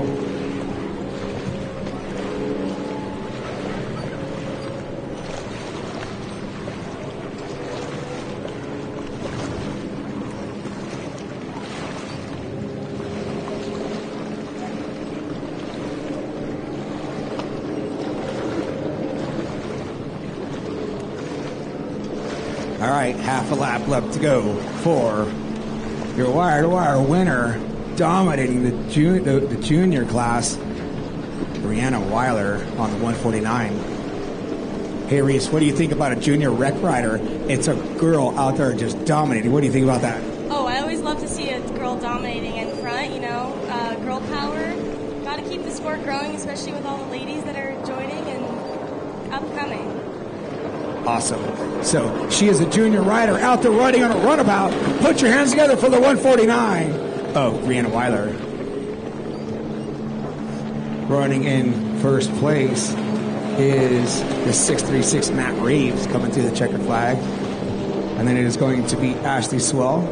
And then 32 of Josh Tate. Okay, ladies and gentlemen, down here in the water, we have the one and only Reese Geis. So Reese, what do you think about the venue? I asked Karis about it. What do you think about this venue? I honestly really like it. I like that it's kind of a little bit of a smaller lake. We have it kind of to ourselves. We don't have to worry about any boat traffic. And it's a pretty nice open venue. I'm excited to see what they bring for the Junior Nationals. So how do you feel about stepping it up into that expert GP class with some fast riders, especially with a couple of pro riders out there? What do you think about that? You know, it's definitely been a learning curve for me. This is only my second season in that class. It's definitely a lot of learning time. I'm getting used to riding fast roads, but I'm having a blast out there with all the guys. That's awesome. So once again, so now that we're on the live stream, and to the people that don't know you here, how many world titles have you won? I have 4 world titles on the closed course, and then I have 1 slalom world title. Congratulations on that. How do you think you're going to be doing this year at World Finals? You know, I hope to be doing pretty good, running up with those European girls. They definitely keep me on my toes, but, you know, I'm going to be a college student here soon, so we'll see how that all plays out. That is going to play a role in your training sessions with the Websters and your whole crew. One last question. What was I going to ask you? It was we have a ski floating right here in front of me. So now that you're going to go into college, what are you going to be racing in at World Finals? That's what I was going to ask you. So this year I'm going to be racing in the women's ski lights, as I usually do, the women's pro stock on my SXR 1500, and then the women's pro Grand on my Commander GP1. One last question. That was supposed to be my last one. Last one. How are you doing today? I'm honestly doing pretty good. You know, the lights class, I'm just kind of having fun out there, just getting some practice on my lights boat. But, you know, these boys are really keeping me on my toes. I'm still learning a bunch, but I'm honestly having so much fun. I'm pretty happy with how today's going. Nice. Okay, Reese, congratulations. Keep it up. I noticed that you got some new gear on. That's awesome from Jet Pilot. Good luck for the rest of the day. Stay safe and keep kicking butt out there. Good job. Thank you so much.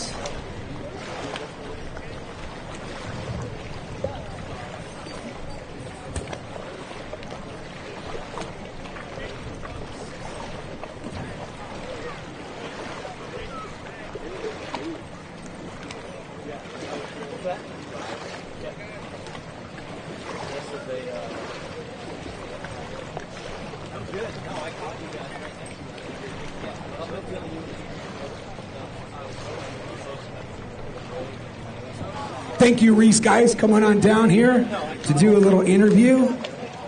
Your 4-time world champion out here digging it up for the Naughty Water Series. So, Psycho Work, come on down while there's 2 more laps to go for this race that's up, and we can do your interview next.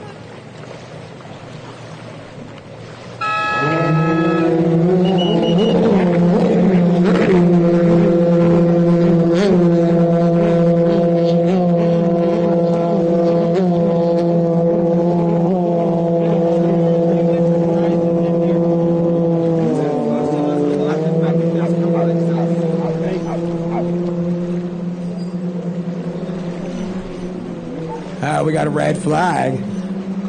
I don't know what happened, but I did notice that the 322.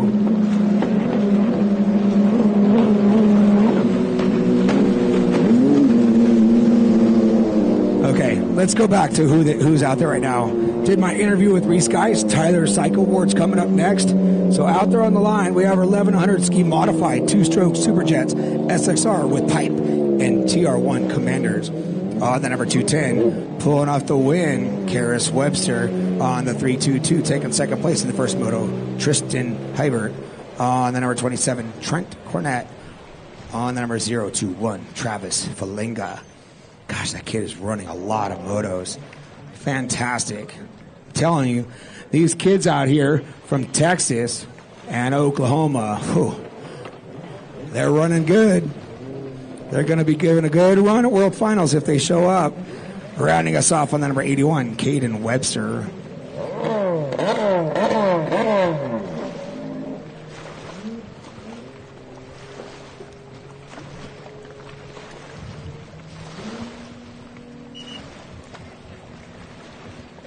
All right, that is Karis Webster on pole position. On the outside, on the inside, on the 322, that is Tristan Hybert.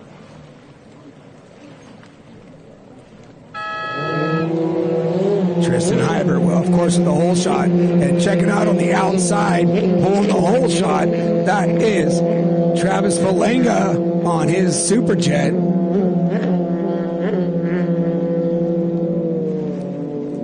Karis Webster with the early lead. I believe she's pulled off. No, she did not. That is Falenga on the outside. And on the inside, coming down the front straightaway, that was Tristan. So you almost got 4 wide. You got Tristan getting a little squirrely. Falenga out in front, followed by Tristan, followed by Karis Webster, and then Caden Webster.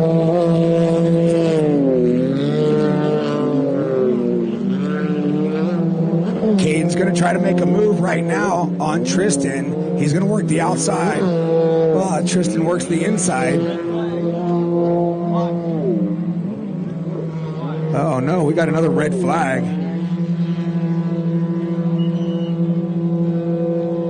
We have another red flag. See if I can hear on the radio what happened. The guys out there did not see the red flags yet.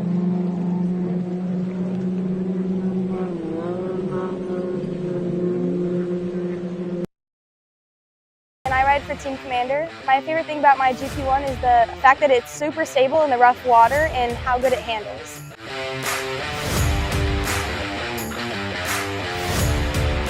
My name is Karis Webster and I race the Kommander 1050 GP1. My favorite thing about this ski is it's the perfect transition from junior lights to the GP class.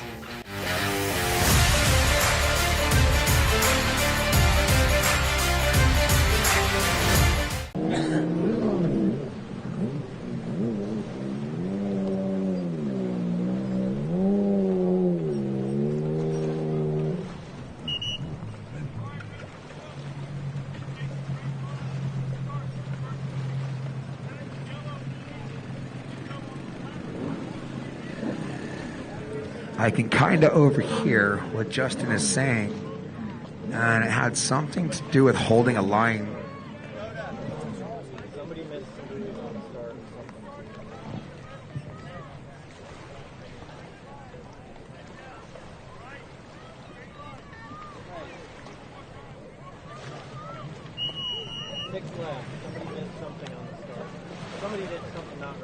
Yeah, somebody did something on that start. I saw Tristan throwing his hands up. He's not too sure. I don't know if people were missing buoys and cutting the track or if people were holding their lines. So there goes Tristan with the early hole shot. Caden Webster was not ready on that start. So it looks like Falenga's working the outside while Tristan's working the inside. But I got to say, Falenga's working that outside, sweeping it really hard. He's got that Yamaha stuck and is glued to the water. Perfect. So here comes down the front straightaway. It's going to be Tristan right next to Falenga, but I think Falenga's got the drive. So your side-by-side action is going to be between Karis Webster and Tristan.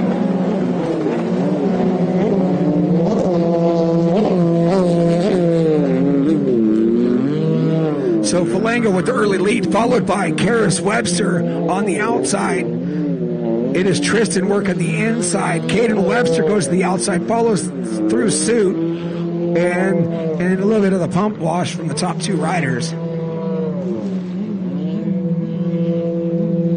As they come together off the merge, off of the first split, they go around a couple of buoys, sweeping the out far right side, back corner, and here we got a rider. Second place is going to go to the inside, while Karis Webster's ripping on the outside of that split.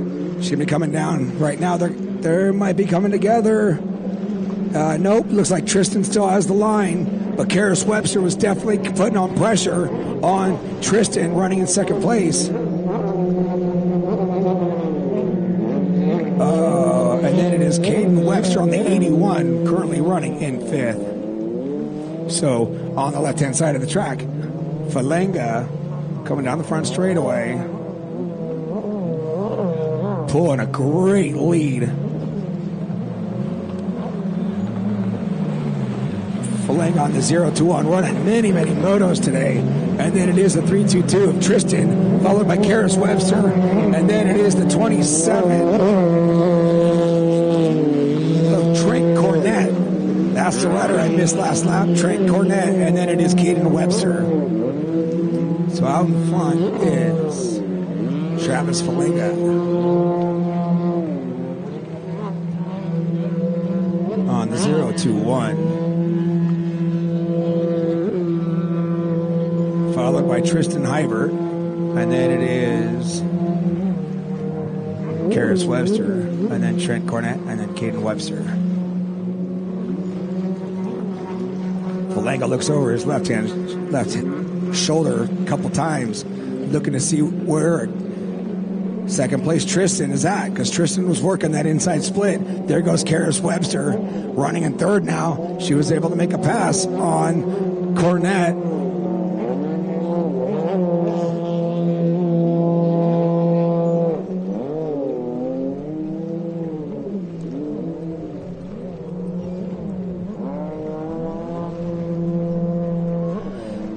I'll tell you what, Falanga, he keeps looking over his shoulder. He's trying to keep that Yamaha Superjet halfway flags are at. Check that out. Tristan's going to try to work the inside. Karis Webster looks, she sees, I'm going to go to that outside. And she is sticking that Kommander GP ski. She's keeping it hooked up. Is she going to be able to come side by side on that merge? She's got one more buoy before they come into the merge. No, she's not able to make. She made up some ground, but not too much. I think she was able to gain about 2 boat lengths, but she was rubbing those buoys real tight. So she's going to try to work the outside again.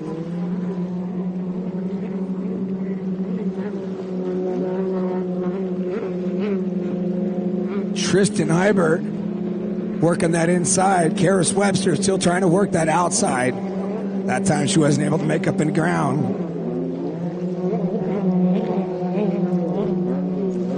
I believe there's going to be like maybe another lap or two, but all 4 riders we have 4 riders on the left-hand side of the track, and Caden Webster working the horseshoe on the back.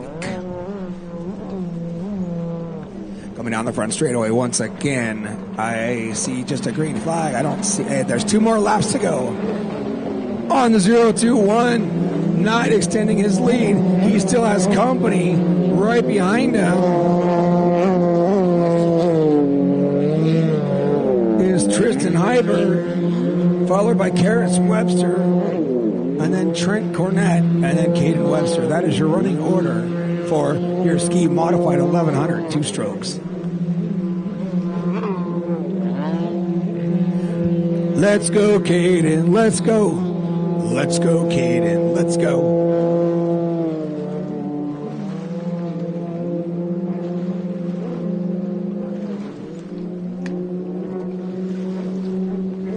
So at the award ceremony, I'm looking forward to having to meet all these racers, to see the faces behind the helmets and the faces to the numbers. There is a lot of riders out here that are just phenomenal racers. I mean, to come out to a whole new region that I've never been to is really cool. I want to thank Terry and Justin Smith and Bubba Smith from Havasu and Robert Crow for giving me the opportunity to come out here and do this on my way out to Michigan for the Triple Crown for Jim Alamillo and Bradley Alamillo. So really looking forward to that. Karis Webster, once again, 1 lap to go. She is really railing that outside right now, and Tristan railing on the inside. Karis Webster knows she's got 1 more lap to go. She's not too far back behind first place Flanagan. So, it looks like Karis Webster might be coming around. Is she going to be able to sweep the outside of Tristan? They're going side by side. What's going to happen? There they go on the back. Tristan's going to go to the inside. Karis Webster to the outside. I got a feeling. Oh, wow. They were side by side. Here we go. Karis got the inside drive. Tristan's going to close the door. They were side by side on the back straightaway. But Tristan had the inside line off of the merge, but Karis Webster, she had the line to the horseshoe, but wasn't able to dig it in.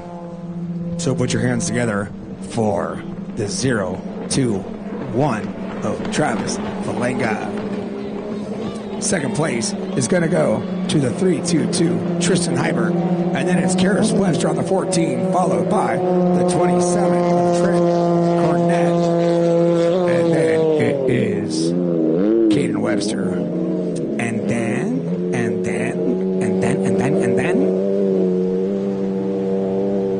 hey, Psycho Ward, thought you were going to do an interview, buddy. We can't do it now. Gotta wait until this moto's almost over. The one that's on the line.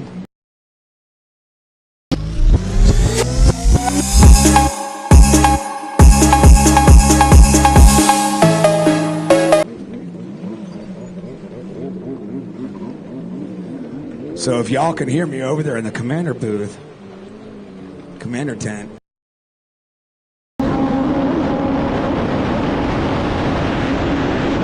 When I'm looking for high quality performance oil, Luca Moly Marine is my go-to oil. 2-stroke and 4-stroke, on and off the track. It's the best choice for me, and it should be yours as well.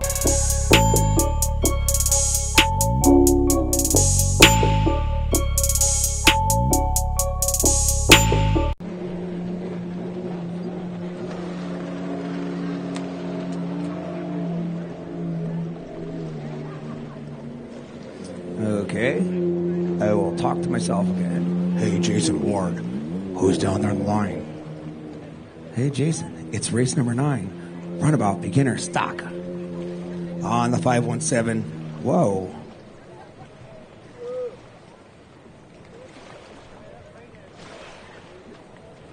Oh, it's a different Flanagan. I kind of got confused there for a second. I'm like, he was just racing, but that is Travis Valenga.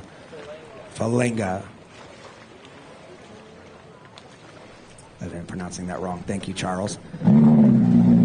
Valenga. Oh, this is where I got confused. So down there on the line is the number 517, Justin Flanagan. On the 86, Brandon Hodges. On the 32, Nick McMillan. On the number 8, Tegan Heron. On the 2003, Charles Stackhouse. Rounding us off, Kevin Bice on the number 30.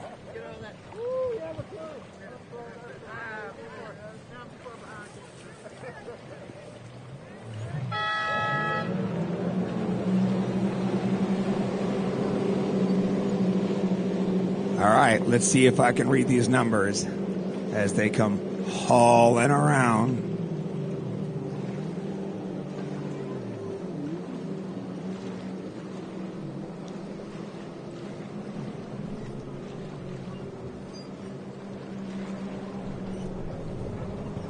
Okay, I got a little bit of swag to give away.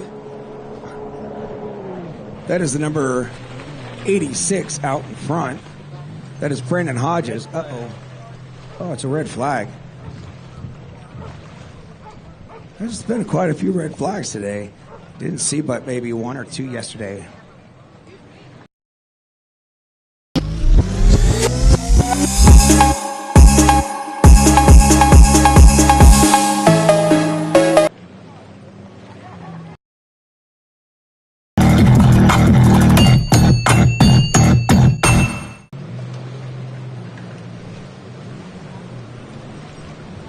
So, anybody out there interested in a free shirt?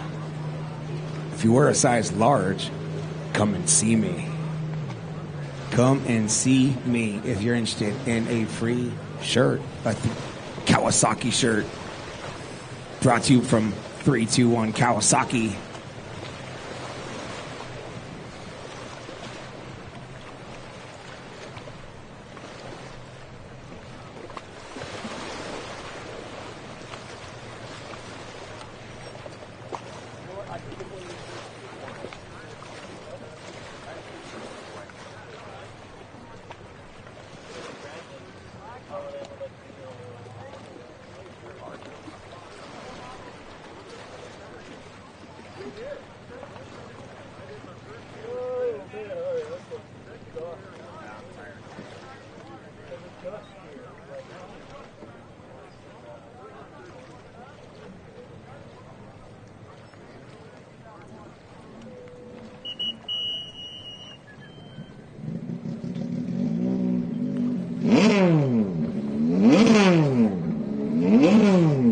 I do not know why they red flagged that. I didn't hear anything come across the radio. Somebody went early. Oh, somebody jumped the start. They're Probably not going to penalize them. I got Charles over here on the mic, or on the camera, with his mic on the line. So what you guys hear on the live stream, you can also hear because of the big, huge microphone on top of his lens. So it looks like the spark got an early lead, but check it out. That looks like it was the 517 Justin Flanagan with the early lead on hole shot.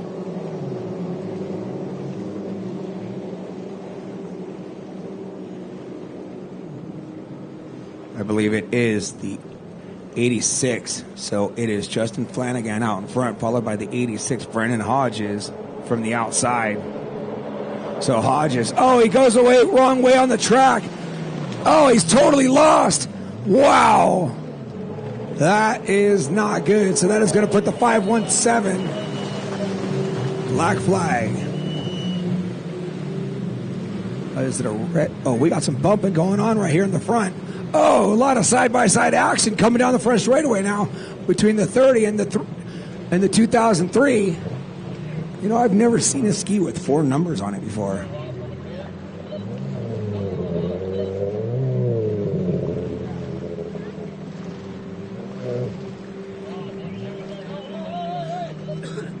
Wow, I'll tell you what, that person that's out in front is so wrong on the track.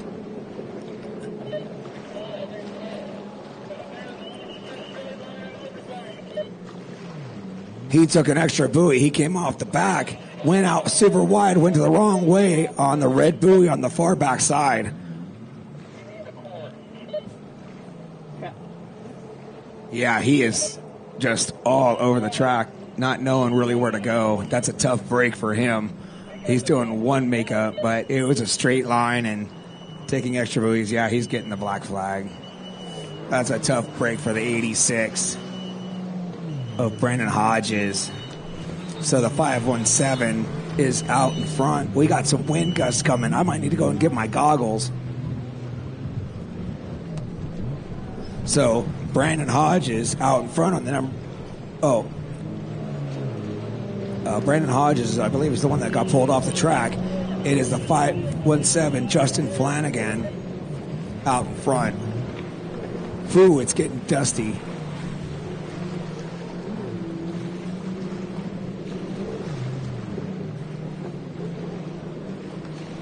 I could definitely love to go to my trailer and grab my goggles because it's getting pretty brutal.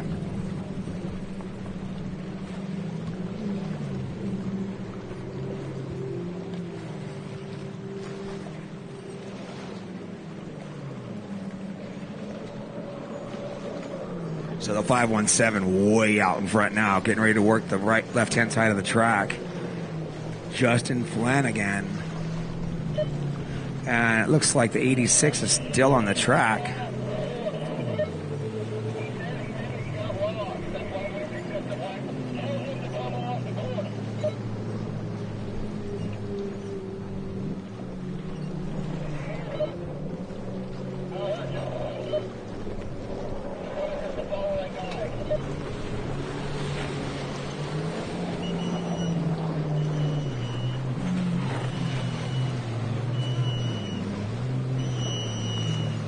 Yeah, tough break for the 86. Ah, what a bummer. So coming down the front straightaway is the number 30. He's now lost on the track. The number 30 straight lining. That's going to put the 732. I believe it is the 32 of Nick McMillan. So Kevin Bice now get lost on the track. And then here comes the 2003 Charles Stackhouse.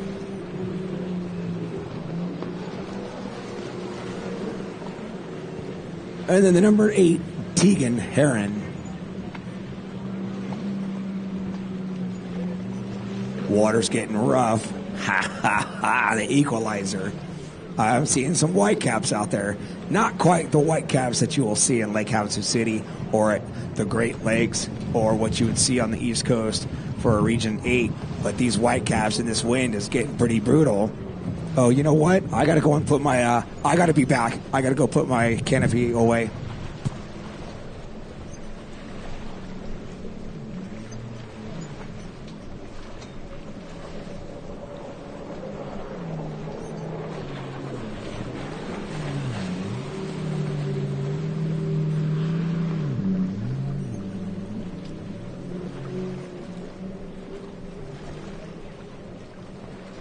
Hey, Ashley. You started the next race. They moved this all up a number.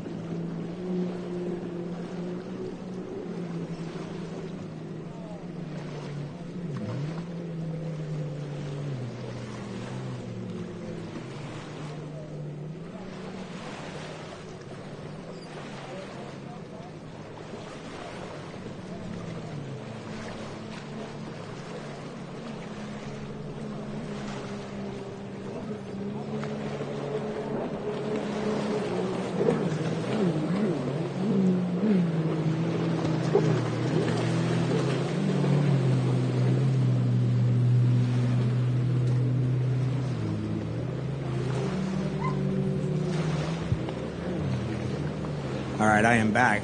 Sorry, ladies and gentlemen, white flag is out. I had my awning out on my fifth wheel toy hauler, and I did not want that to get torn apart with these gusts of wind. And the way the direction of the wind was coming, it was coming right to the side of my awning. Definitely don't need to be trying to get that repaired before I do this trip. Put your hands together for your winner on the 517 Justin Flanagan.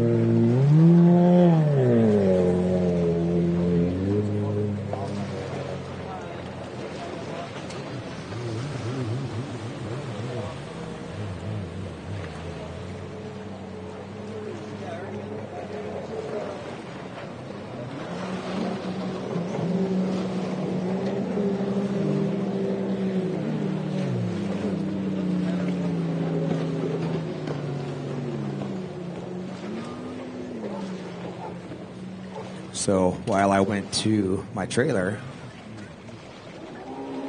our mascot, Rocky, hitting up the tour across the states. Little bird, little birdie.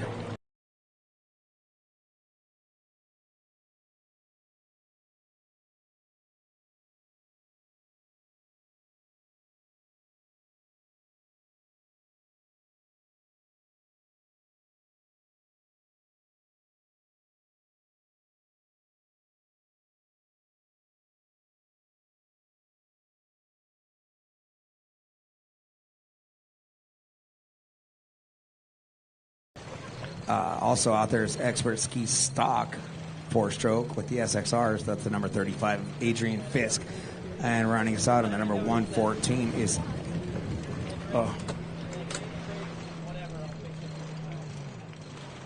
Trying to figure out this wind and my paperwork. AJ Lonestar on the 114. Down there on the line. Also down there is our Masters GP Ski on the 410, bringing home the win. And the first moto today was Brian Snyder. In second place was Craig Fan on the number 17. Third place is Brian Ridley on the 0. And on the 93, running us out for fourth place was Don Cope. And it looks like Don Cope was able to get his other ski, his GP ski, back up and running. So now he's back down there on his Kommander. Beautiful looking blue and orange ski on pole position.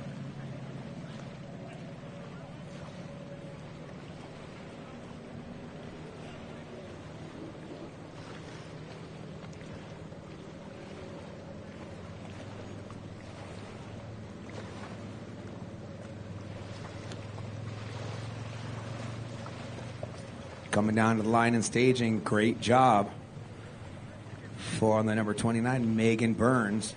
And I did notice her long hair is up in a braid, which is actually really, really good for safety. If you are a girl out there, like I said earlier this morning, you definitely want to have your hair in a braid. You don't want your hair getting sucked up in a pump if you happen to accidentally fall off the ski. Huge, huge safety issue.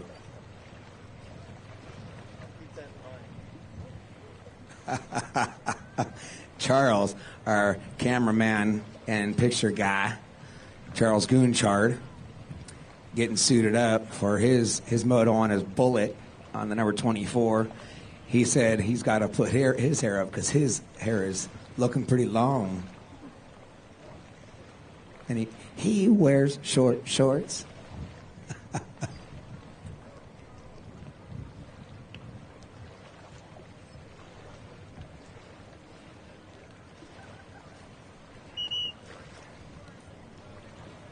So this is race 10 that is on the line. Race 11 to staging. I do see 2 skis already in staging. Race 11, staging, please.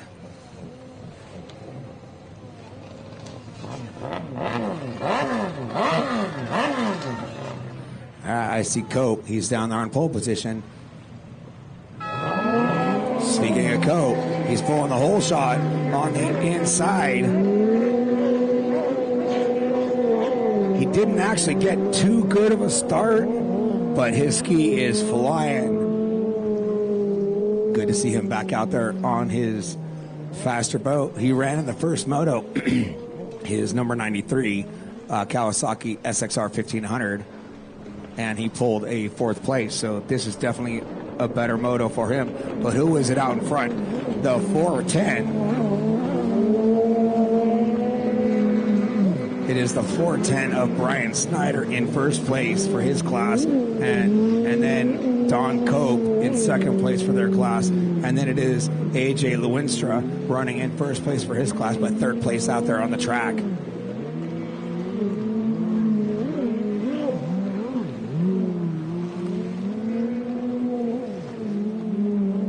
I do hear, I think that might be Craig Fain on the 17 with a super, nope.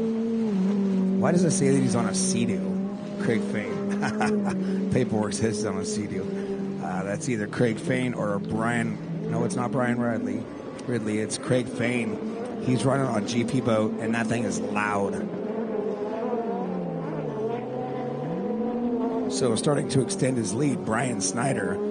Following behind him is Don Cope, and then it is AJ Lewinstra. Oh, I stand corrected. AJ, I'm looking over on the left-hand side of the track. AJ is running in 4th in this moto, but first in his class, if I'm not mistaken. But the rider in front of him is going to be the 35 of Adrian Fisk. And then it is Adrian. And then it is the number 17 of Craig Fan, the loud ski. I was right. And then here comes the 0 on the 1500 is Brian Ridley. And then coming down the front straightaway is going to be it says 462. Do not see that. But the way I'm looking at all of this, that has to be the 66 of Seth Pettit running on a different machine.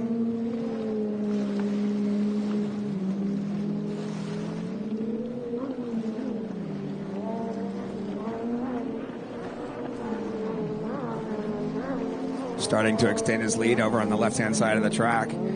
Brian is definitely starting to pull away from Cope. So Cope better look over his shoulder because 3rd place, Fisk, is starting to reel him in. What a great start Don Cope had, but it was not enough for the outside that Brian was on. Brian really got the front pole, almost the whole front straightaway now out in front on the 410. That's Brian Snyder. He's running on a fast Powersports. Don Cope on the 93 running on a Kommander. That is Fisk. He's running on a SXR 1500 running in 3rd. AJ Lewinstra on the running the outside split now. He's also running on a Kawasaki 1500. And then the number 17 of Craig Fan is running on a GP ski. I do not know if it's a fast Powersport or a Kommander. The 0 is also running a 1500. So because there is different classes, Adrian Fisk and AJ Lewinstra are running the 4-stroke expert stock skis.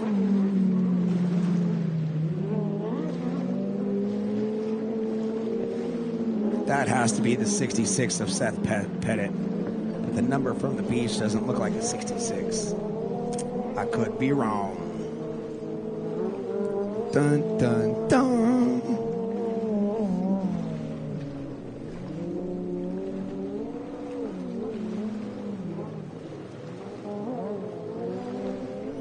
Oh, check it out. Over there on the left-hand side of the track, look who made a pass. Fisk made a pass over Cope. They're coming down the front straightaway right now. I'm not sure. It must have been something on that back split. But now Fisk running in 2nd place, followed by Don Cope on the 93. They're both working the outside split down the front straightaway.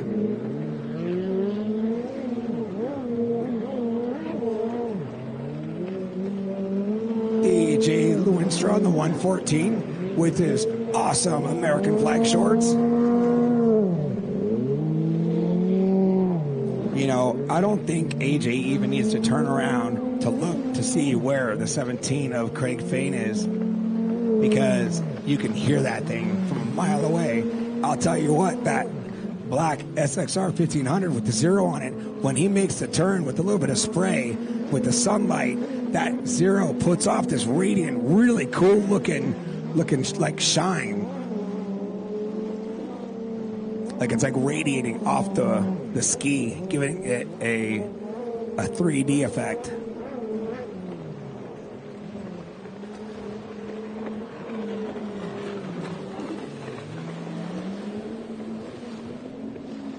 Tyler Ward, I want to meet with you.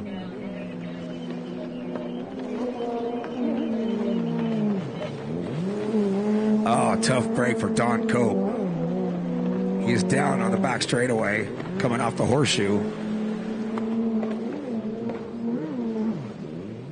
He might be getting put on the hook. He was having problems with that ski earlier today, but he was able to. Yeah, I think he's going to get put on the hook. What a tough break for him.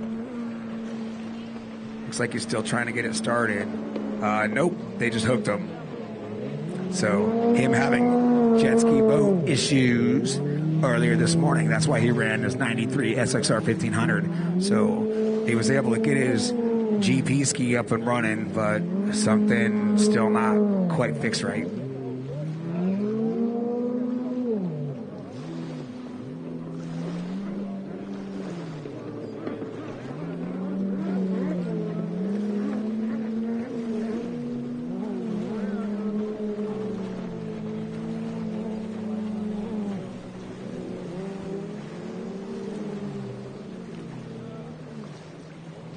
I really love the look of that zero on that black SXR with that bright green reflective zero on there.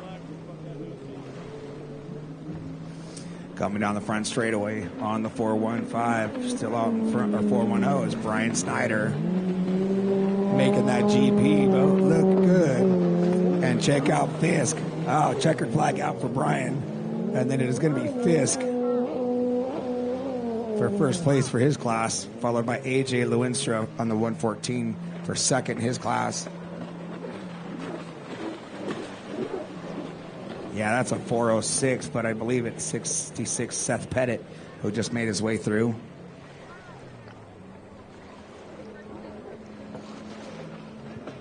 AJ on the 114, making his way through the checker buoys. And then it is Fane on the number 17.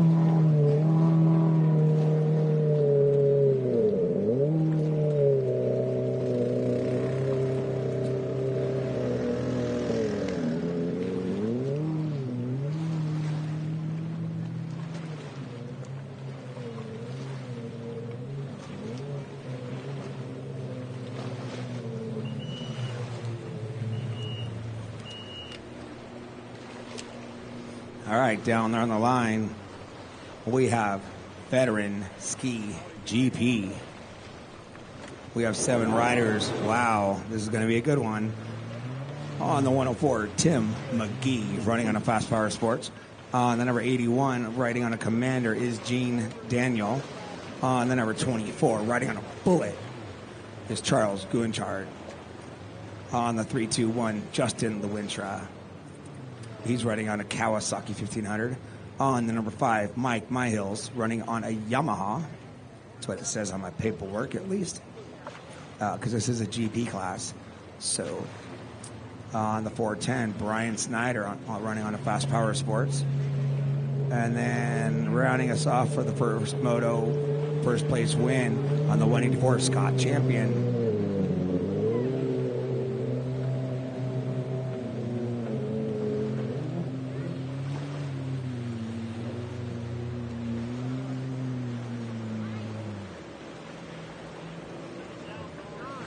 Wow, check this out.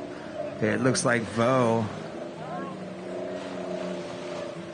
and Javier in the 627 of Trent Cornette already making their way to staging. I did not see all of our riders for this Vet Ski GP. I only see 2 riders down there on the line.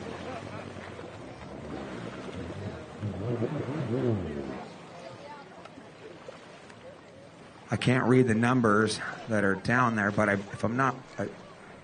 Oh, you know what? I'm wrong.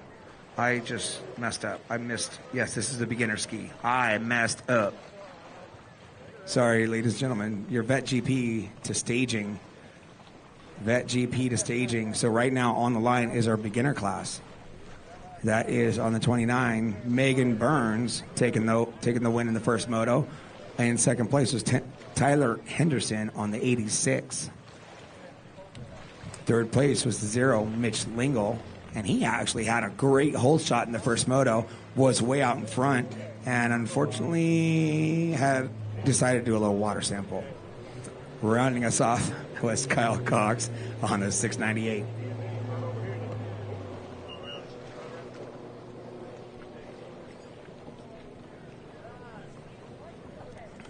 Ladies and gentlemen, remember, it is a rule because of insurance purposes. If you're out there on the water, you must have a helmet. If you have the jet ski running or being on it.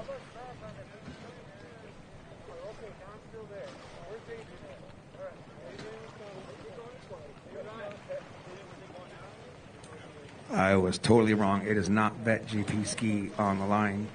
It is your beginner ski. Should have 4 riders.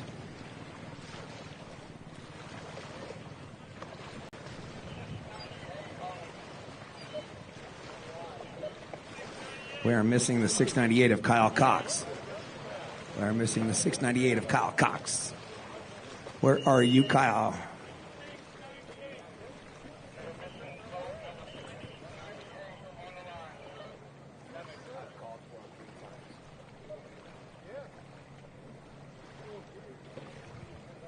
Kyle Cox holding everybody up. If you're not racing, well, we're going to scratch you. Here, speaking of scratching, do a little wiggy wiggy.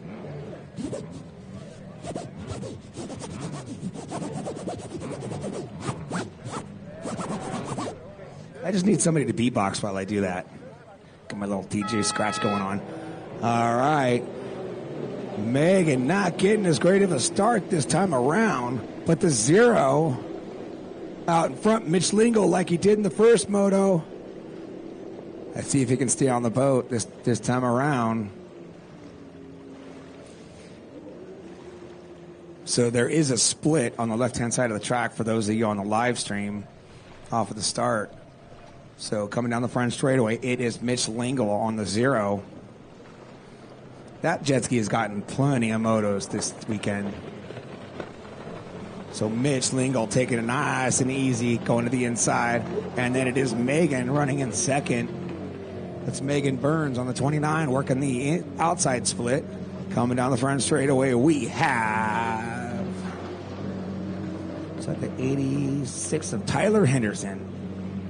Currently running in third. So this is your beginner class out there running on 1500s. The Yamaha 4-stroke, I believe, is a 1050 cc motor, and then the Kawasaki 1500 that is out in front is a 4-stroke 1500. Megan Burns with the win in the first moto because Mitch Lingle, who was out in front, came off the ski, so Megan was able to get around. So with Mitch Lingle taking a third in the first moto and a 1, and then Megan Burns with the 1 and then a 2. If they stay the way that they are without any mistakes, she will still pull off the overall win for the day. And then Henderson running in.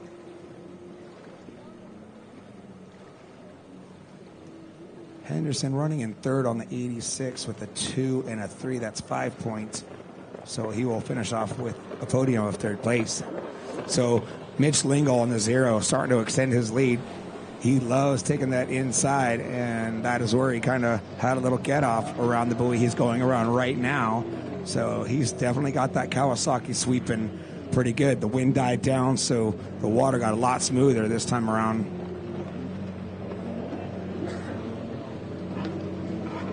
I'm seeing a lot of red, white, and blue shorts. I'm really digging it. People sporting the American flag. I don't usually get into politics, but I definitely want to say I am not one of those people that likes to see anybody get shot or regardless if you like a person or not, you never want to see a person go down. So unfortunately, our past president was shot at yesterday, and I personally am glad to see that he made it out okay.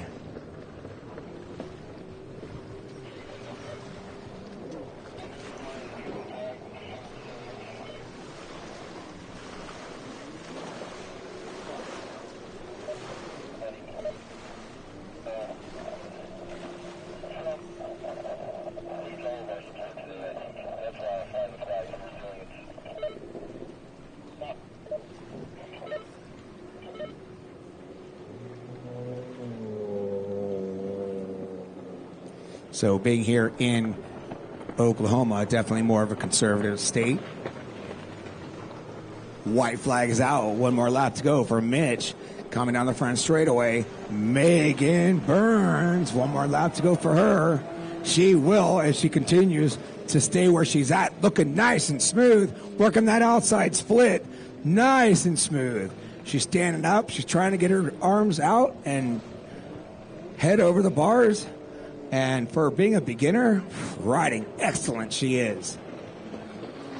She will, if she stays where she's at, come home with the big W number 1 win for the day.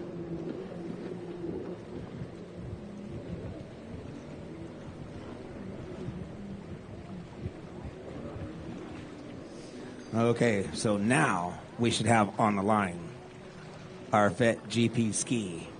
We should have 7 riders. Race 12 should be on the line. Race 13 to staging, please. So, of course, most of you have been around announcing for a while, so what I say is unofficial. However, if I do see somebody miss a buoy, I will call it.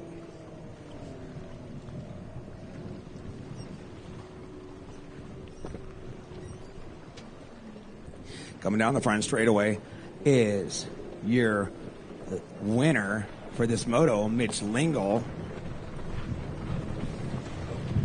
I lost my hat from the wind.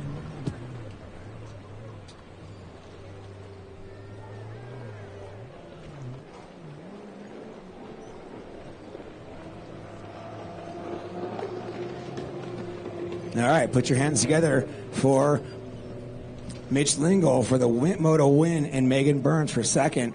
And then it's going to be Tyler Henderson in third. Down the line. Should have 7 riders. I do not see 7, but we'll just run them down anyways.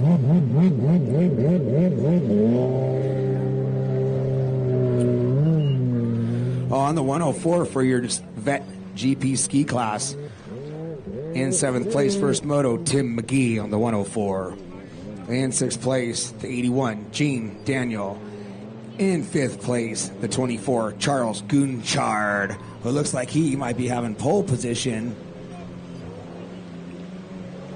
He's on the inside, pole position. That is our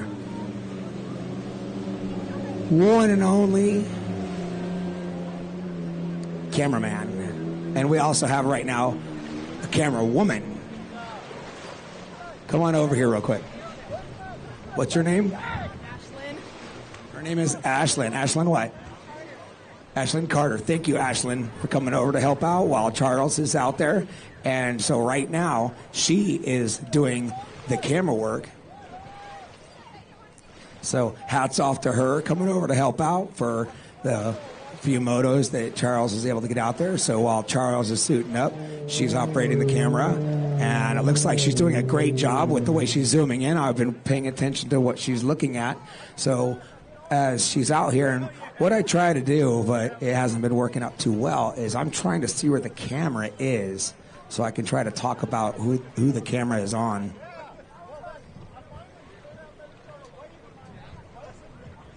So once again, this is your veterans GP class. Charles Gunchard on pole position on his Bullett. Looks like, what is that? The 81 of Gene Daniel. I see him down on the far end.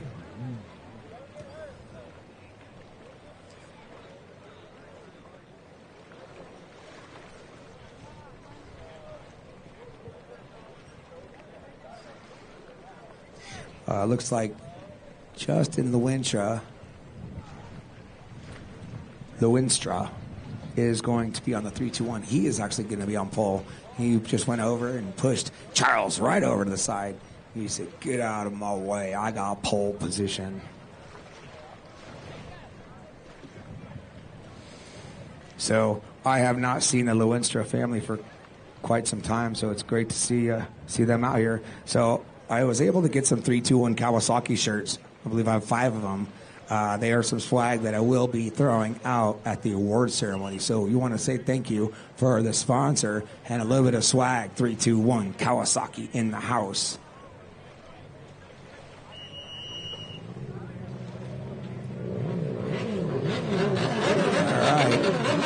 Come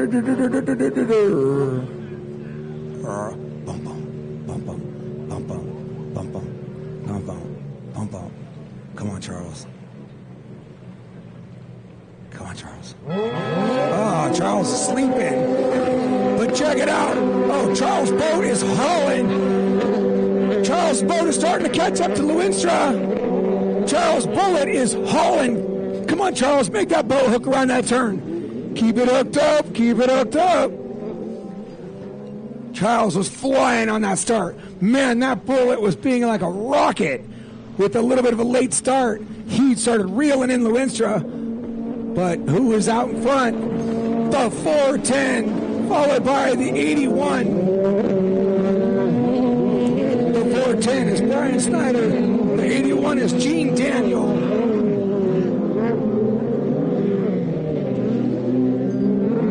That was your number 1 and 2.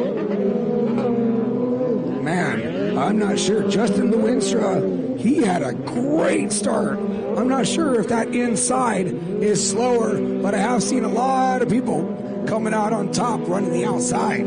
So maybe for the last couple of motos, especially for the pro class and the expert GP class, maybe loosen up that inside, because that race right there, Lonestar definitely had the whole shot, like by 3 boat lengths. But Charles was able to reel him in, but wasn't able to make anything sweeping around the outside of him.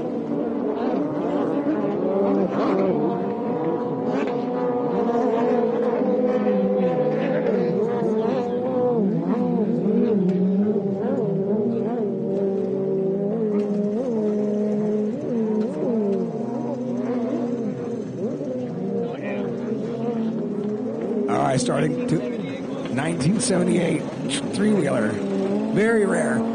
Brian still out in front, starting to extend his lead over Lonestar, making a comeback. Now he's running in second place. Man, look at Charles coming down the front straightaway. He's trying to make a move on the 81. I am not sure what happened to the 81 of Gene Daniel. He was running in second place.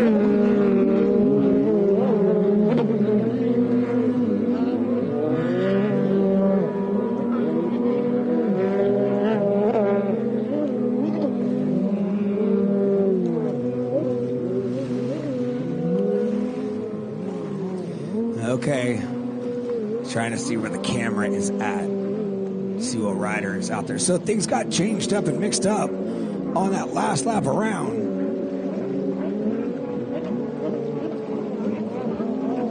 So third place rider trying to sweep the outside of second place, which I believe is Lonestar on the 321. Of course it's a 321 because they're 321 Kawasaki. Big sponsor for the Naughty Water program. Extending his lead big time.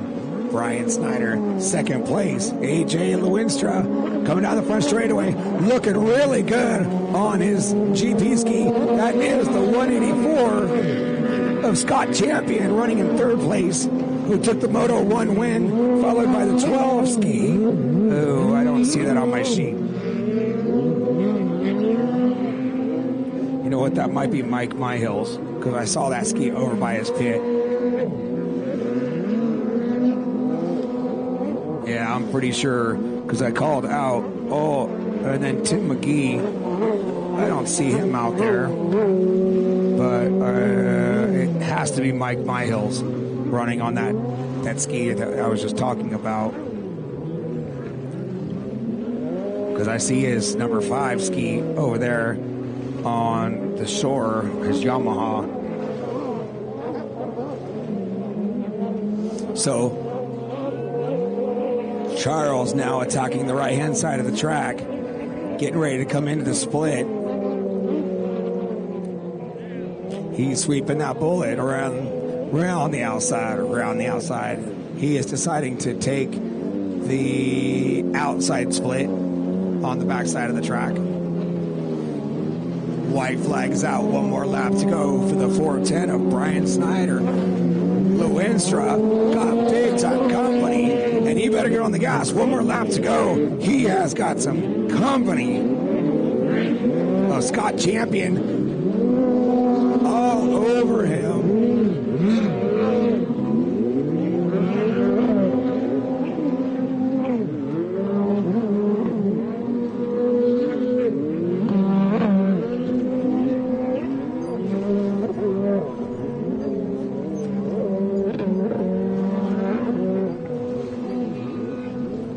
The wind again. So way out in front is Brian Snyder, who took second place in the first moto. He is in the lead right now, followed by Lonestar. But check it out, they are going to be battling. Here we go. Scott Champion and AJ going at it. AJ closes the door. Half a lap, couple more buoys to go. AJ better look over his shoulder. He's got, Champion goes down. He was putting on one heck of a charge in that moto. Wow. AJ looks over and sees that he's got no more company. So put your hands together for Brian Snyder. Followed by a great run from Justin Lonestar. And then the 184 of Scott Champion. So I'm trying, and then it is. We have a couple more riders out there. Getting some good footage of Charles Kunchard. Here comes the 81. Tough break for Gene Daniel. Doing a little stretchy. So coming down the front straightaway. The man, the myth, the legend on his Bullett going out way wide. Where's he going? Into the bushes? I think he's deciding to make some salad out of those weeds. If not make some salad, he was trying to do a little lawn mowing in the water. All right, down on the line, race number 13. Year 4-stroke, 13 to 15-year-olds. Hey, Tyler Ward. Did you want an interview, buddy? Tyler Ward. I want to do an interview with you, kiddo. And I think Rylan Webster wanted to do an interview. One of y'all need to come on down. Come on down for an interview.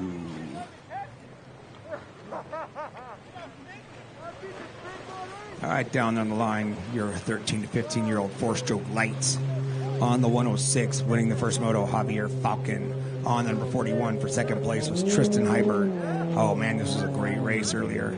On the number 43, in third place, Lily Wright. On the 627, Trent Cornett.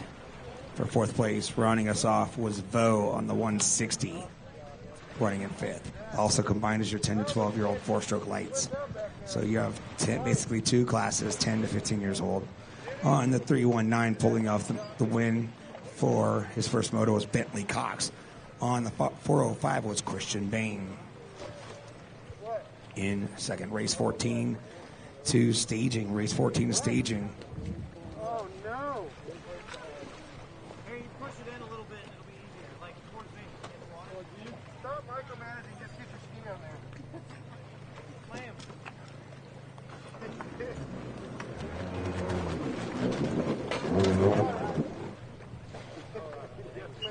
You want to pull it up more?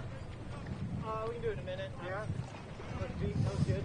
All right, a couple more motos left, and then we will have a little bit of time before we do the awards.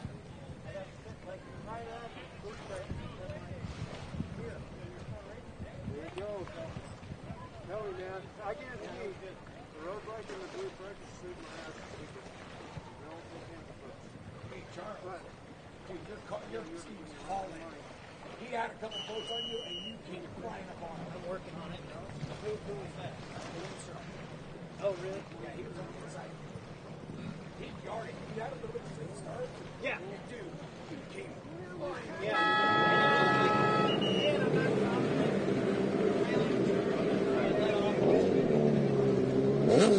All right. We'll catch him. Oh, we got a red flag. Okay.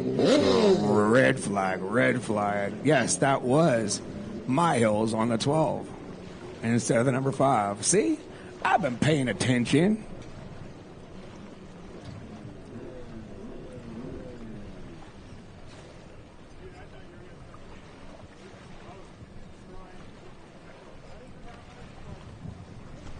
All right, red flag's out. I believe somebody jumped to start.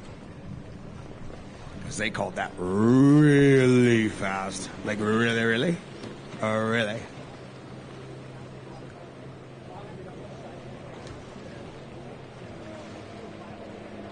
Oh, look at the 160. He's throwing out some hand gestures. That's Vo. Not gestures, I should say. He's like... He pulled out to the 41, like, what's going on, dude? Tristan Hybert.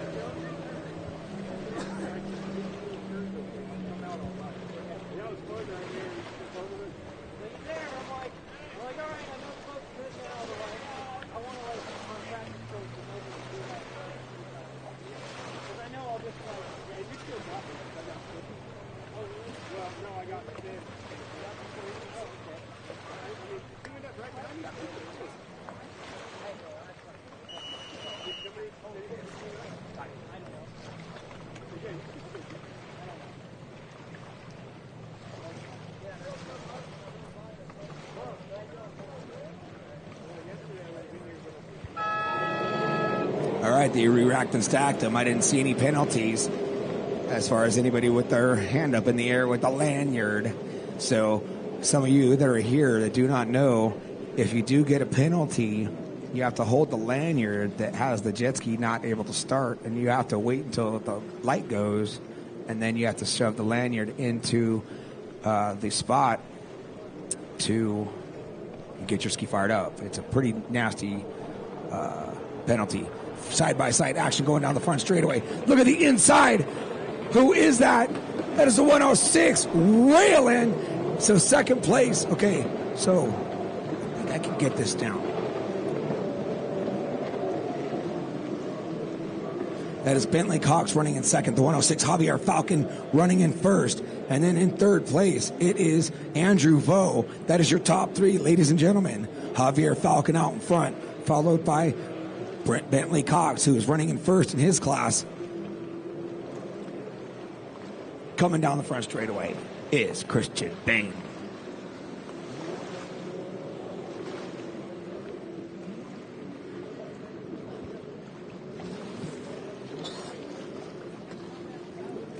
We might have a battle coming off the split off the backside. Nope. Second place is still holding second pretty strong. They're evenly spaced out now. Let's go, Christian. Let's go. Let's go, Christian. Let's go.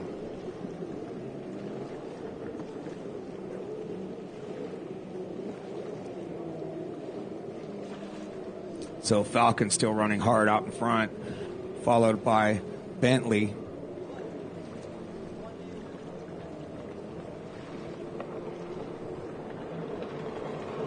And then Vo still running in third. Halfway flags are out. I love watching the way Vo's having problems with his hand steering or something.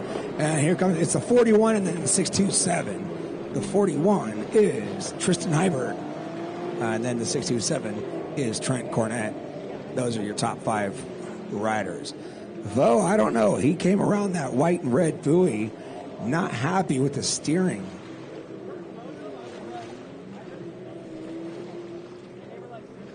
Because it was almost like after he made the turn, he was kind of shaking the handlebars. Maybe they are getting a little bit loose.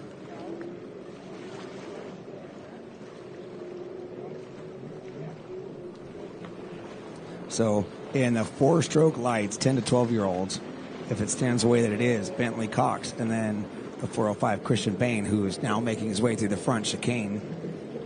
Oh, we got a battle for second and third going on down the back straightaway right now. Oh, wow. Look at, and they bumped. They bumped. They came into each other because they almost came off. I'd like to see that on the live stream because I think that she just got that. Yes, she did. She shook her head. I cannot wait to see that because I'm pretty sure that they were banging. Banging bars. Ha! That is motoing. So now out in front, check it out. Things are getting shaken and shaken. Out in front, Bentley Cox, followed by the Falcon, and taking the inside is Vo. Here comes the 41. He is starting to catch up to the pack with all this battling going on. That is Tristan Hybert, followed by the 627 of Trent Cornett. And then it is the 43, Lily Wright. I have missed that boat watching the battles going on. So there goes Lily Wright on her 4-stroke, working the right-hand side of the track. I hear a whistle, which means that somebody is down.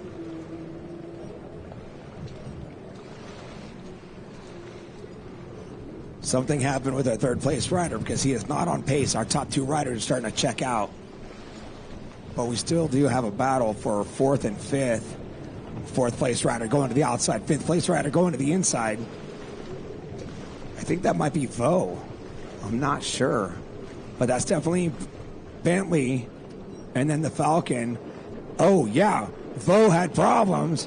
So right now, I believe it's the 41 running in third, Tristan Hybert.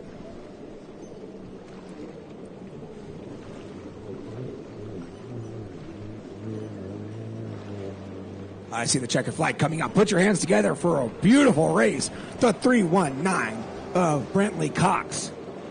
That was some great racing. Getting around the Falcon. No, I believe the Falcon was behind him the whole time. Yeah, it is the 41, Tristan. Coming in third. 4th place is going to be Vo. 5th place, 627 of Trent Cornett. Followed by Lily Wright.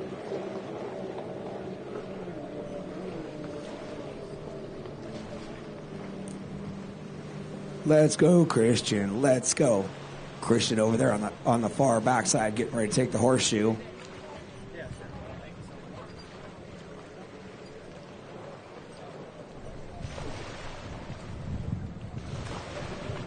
Here comes the win. Yeah, race 14 is on the line. We have a lot of riders out there.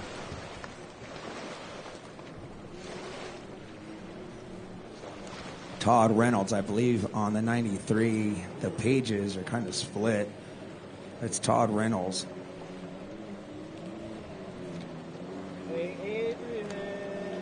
So out there on the line is your Pro-Am Runabout stock and Runabout amateur stock. Todd Reynolds. Wait a minute. They got Todd Reynolds in both. I'm not sure how that works. But so anyways, Todd Reynolds in the Pro-Am stock class. Runabout amateur stock is James House on the 23, Kevin Bice on the number 30, Greg Swell on the 413, Kyle Robinson on the 24, Sean Whitaker on the 72, and the 130, Lewis Weiler with the win in Moto number 1. James House was out in front, leading that first moto, but I do not know, I'm too far away to know what happened, but he ended up with 6th place, and he was not too happy about it.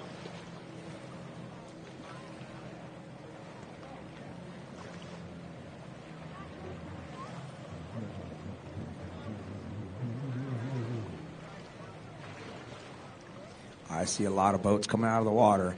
A lot of people are packing up. So, ladies and gentlemen, stick around for the last moto of the day. Here's Expert GP Ski and your Women's GP Ski and your Pro GP Ski. Those are your fastest stand-ups. Aside, I will have to say the Vets class had some really fast riders and some fast skis. So, down there on pole position is that the 23 of James House on pole position, I'm pretty sure. Who's on pole, Charles? 23. That is James House on pole position. Thank you. And I see down on the line next to him is the number 30, James House, with the hole shot on the inside big time. And then running next to him is the number 53 of Todd Reynolds.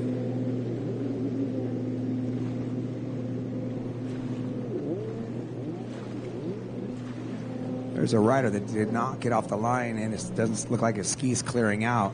Got the course marshal kind of following him. So here we go, coming down the front straightaway. Oh, almost getting lost. They're going to be side by side. Check that out. House almost got lost again, but who's out in front? But the one who won the first moto, Lewis Weiler on the 130 out in front. Man, that was close. Whoa. These boats are coming in hot to that red and white buoy. So that was Lewis Weiler and James House going at it, coming down that front straightaway. The number 30, he's not running as good as he was in the first moto. Not sure what's going on. The number 30, he actually took 5th in the first race. They're neck and neck on the back. They're neck and neck on the back. Here they come. They might be side by side. Oh, and check it out. House got around the 130 of Lewis Weiler. Man, House is on fire.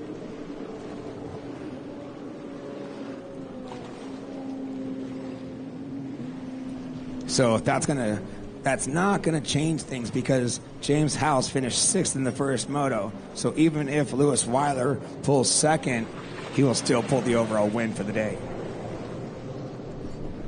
House now starting to pull away from the 130, but Lewis Weiler still a force to be reckoned with. So in 3rd place is the 24, followed by the 72. It is Kyle Robinson, and then Sean Whitaker, followed by the 413 of Greg Swell.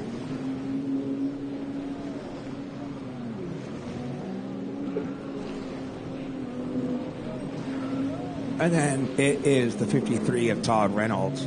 Tough break for him. Not sure what's going on, if he's having mechanical issues. But his ski is definitely not getting really good on plane. So House on the left-hand side of the track now.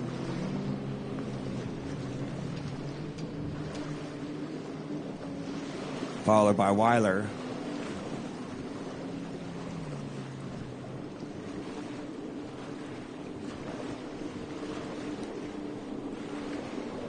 Here comes the 30 coming down the front straightaway. He is not in the lead.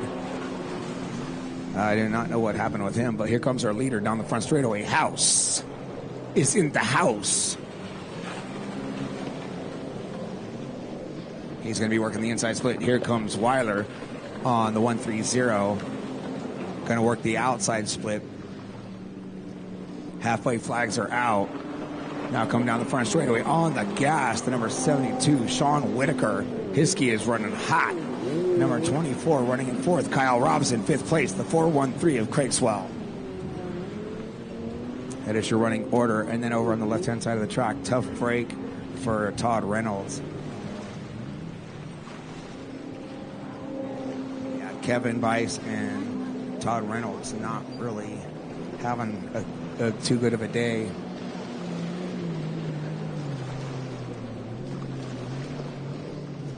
Yeah, the way the sun is now, it's making it a lot easier to see the numbers. Plus, after being out here on the microphone, I'm starting to figure out who is who. So if we had one more day out here of racing, I probably would most likely barely need the paperwork. Now that I'm starting to get freshened up and figure everything out. Oh, look at the number 30. Almost went to the wrong side of the red and white, but he was able to get it corrected. All right. Is it it's 2 laps left to go for the house and Weiler. So like I said, Lewis Weiler with a 1 and a 2, he'll still pull the overall win.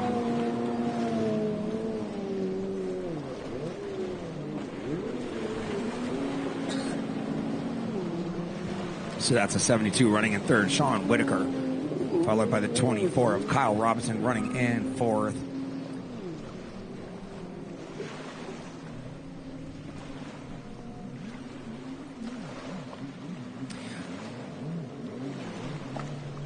We have a little bit of a battle going on, or unless that's a lapped rider. Yeah, that's 30 getting lapped, unfortunately. Coming down the front straightaway, not having a good day, unless he's just chilling because he's in his own class in the Pro-Am, is the 53 Todd Reynolds. He might be out there just enjoying his day, and having a nice Sunday ride, literally. All right, white flag's out. One more to go for James House on the 23.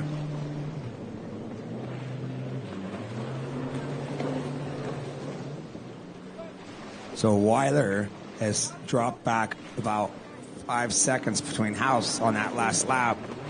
Here comes the 72 running in third place, Sean Whitaker. Here comes fourth place on the 24, Kyle Robinson, making his way. Which side? He likes to go to the outside split. And then the 413, he is also going to work the outside split. But there might be a little bit of a battle right there, because they are almost. Wait a minute. Kyle's pulling off. 24. Kyle pulled off. Not sure why. So Kyle Robinson on a 24 pulled off the track. Blistering up the left-hand side of the track. Coming down the front straightaway is the 53, Todd Reynolds. But put your hands together for the number 23, James House. He has got to be stoked for getting this moto win.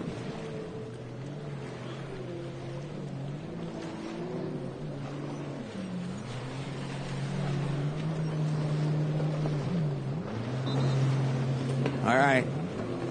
Your Moto 2 winner was James House, followed by Lewis Weiler on the 130. So Lewis Weiler unofficially will be coming home with the big W checkered flag. All right, we need our pros down on the line and our experts.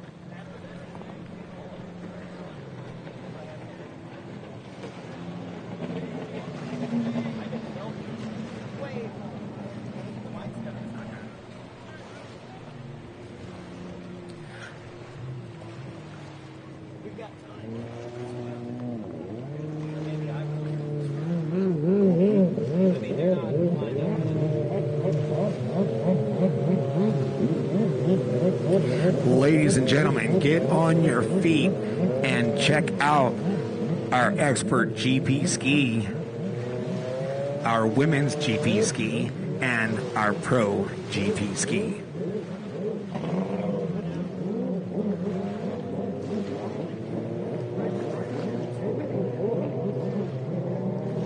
Robert Crow down here, our lovely, beautiful course marshal. The Crow is not slow.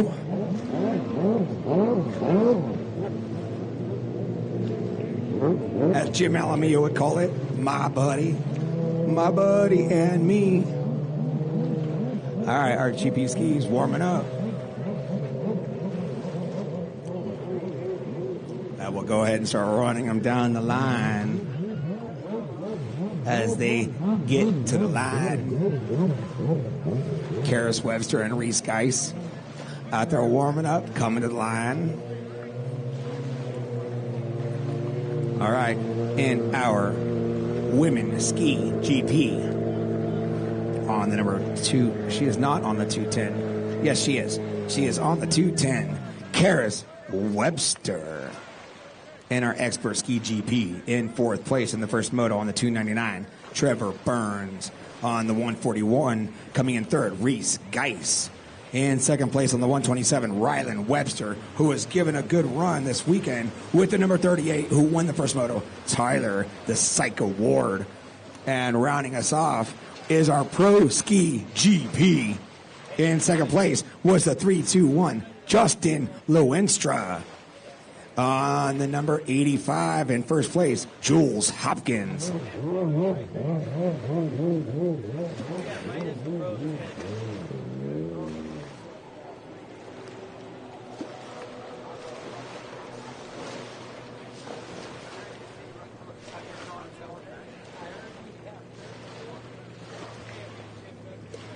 So I just caught word, Robert Crow's kid, that's a junior rider.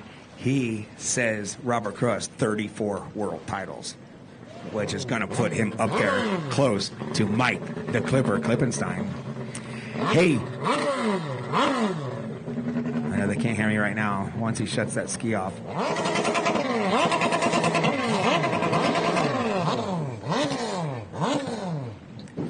Hey, Scott Ward. Oh, he can't hear me. He's on the line.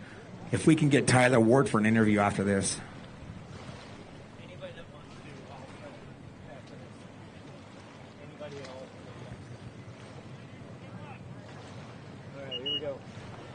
All right, he's got him fired up. I don't see all the riders down there. Jules Hopkins went home. Oh, what a bummer. Love watching him out there racing. Tough break for Jules Hopkins on the 85, not making it to the line. He's went home. Rylan Webster with a great hole shot. That's going to shake things up for the overall with the Expert GP with Tyler the Psycho Ward on the 38 winning the first moto. Rylan Webster with a great hole shot on the outside. Rylan Webster sweeping the outside. Hardcore, way out there. Rylan Webster coming down the front straightaway with early lead. Uh-oh, Ward's pulling off the track. Not sure what happened. Uh-oh, wait a minute. Oh, we got a red flag. That's what's going on.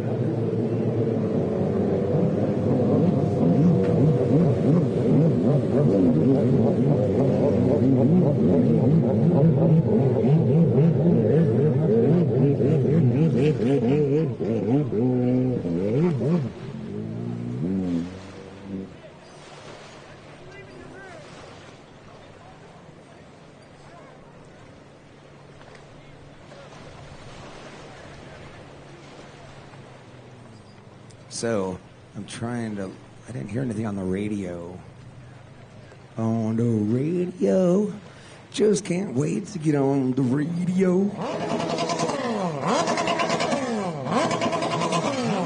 Jimmy Guy's down there getting Reese Guy's flown out. She's on pole position. I don't see any official calls. Robert Crow is over there talking to the tower. I think that they're just going to re-rack and stack them. I don't think that they're going to penalize anybody. Here, hold up.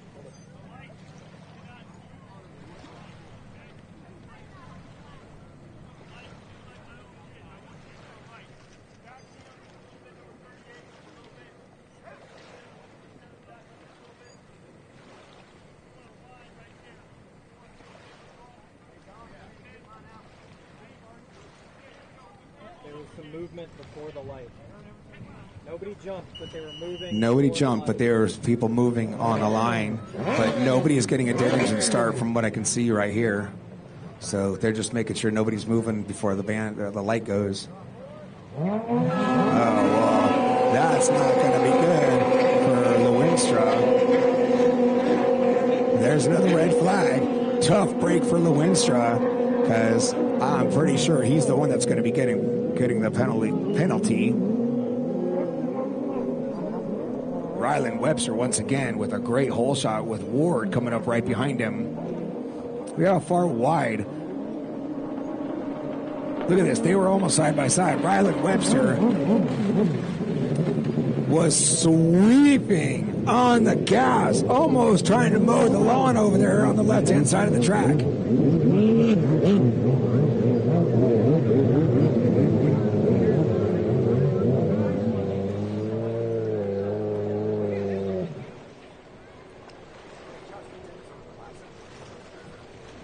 So, Justin, I don't know. They're over there talking. I'm going to let Charles listen in.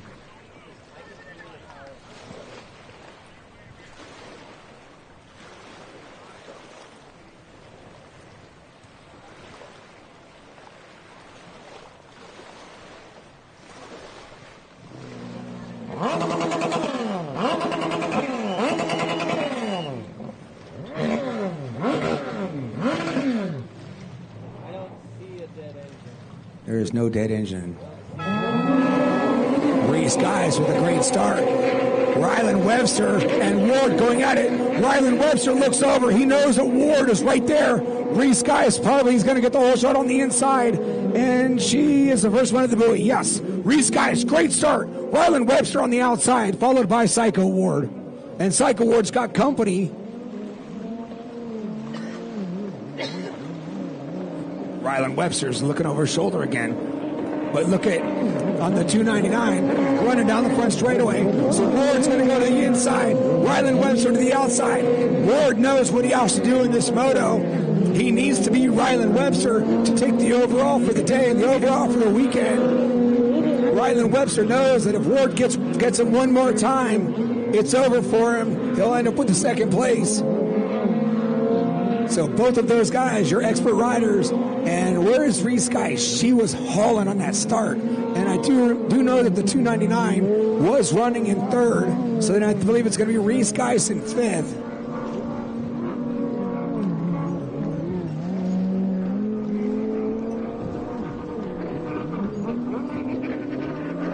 Wait a second. Where is Karis Webster? That's the other rider I'm not seeing out there. No, there she is.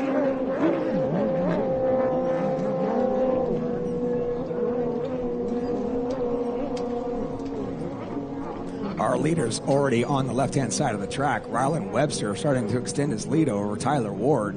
But man, look at the way Ryland Webster and Tyler Ward just sweep those buoys, staying on the full throttle. And if you can ride these skis full throttle like they do, that is super impressive. In third place is the 299 of Trevor Burns, followed by Reese Guys. She threw her hand up. She's shaking her head. Something is not right with Reese Guys. She is not happy. Something's going on. She's shaking her head. She's looking at Dad, going, nah, something ain't right. But man, her boat yarded on the line, so it seemed like it was running pretty good.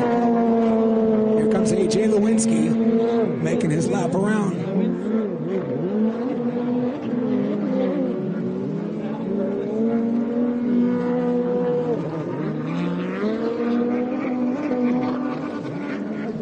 Ryland Webster definitely extending his lead over Ward. Ward, unfortunately, haven't been able to practice for the past 4 weeks. So that's definitely a little bit of a fatigue today.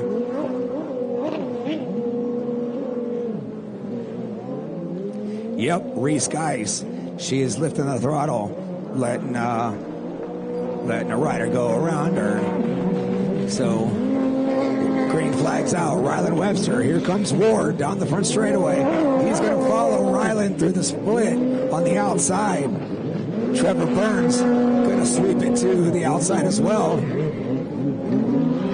Coming down the front straightaway. Who do we have? The one and only Karis Webster. Riding super, super clean she is. Now coming down the front straightaway is Reese Guys. Got her left hand up. She's shaking her head and it pops. Oh, what a tough break for Reese Guys.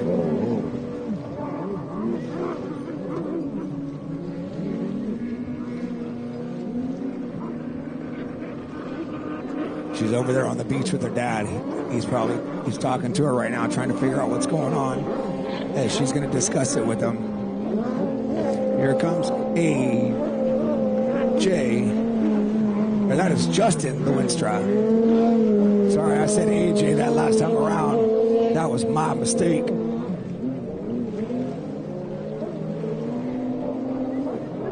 All right, here comes Ryland Webster. He's going to take the option for the outside split, and he is ripping those buoys, just turning like it's on a dime.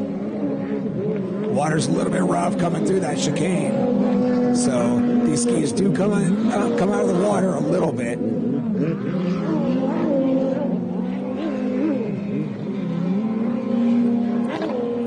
The last race that Naughty Water put on in Lake Havasu, the wind conditions were a little bit worse than this, but the water sure did get rough. Like really, really, really rough.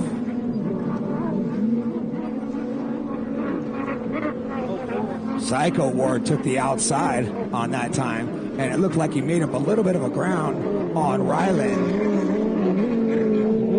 Looks like Reese Geis is back there on the water.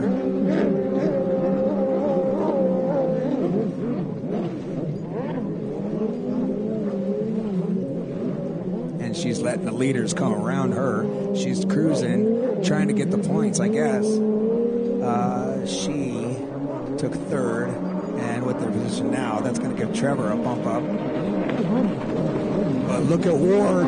He definitely is starting to catch up to Ryland. Ward's now going to try the inside. He's working hard, running his fast Powersports. And Ryland Webster out in front on his Kommander.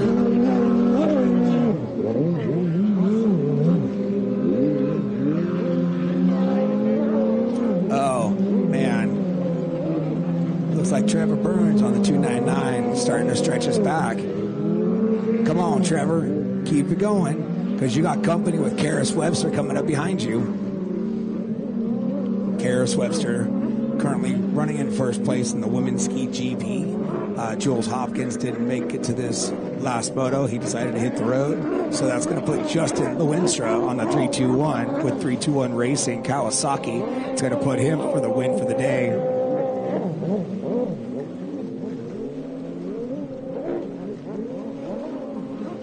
So Ward, Ryland looks over his right-hand shoulder and sees that Ward is there. Look at how far out wide they sweep so they can stay on the gas. So Ward, unfortunately, I just noticed Ryland Webster stayed into the red and white buoy. We got to ride her down. Oh no, Tyler Ward goes down.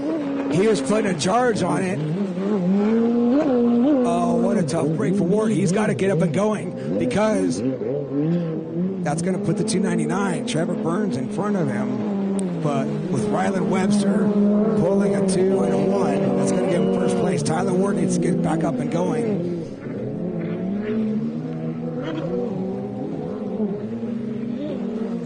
If Tyler can get back up and running and finish this moto, he should still be able to take second place.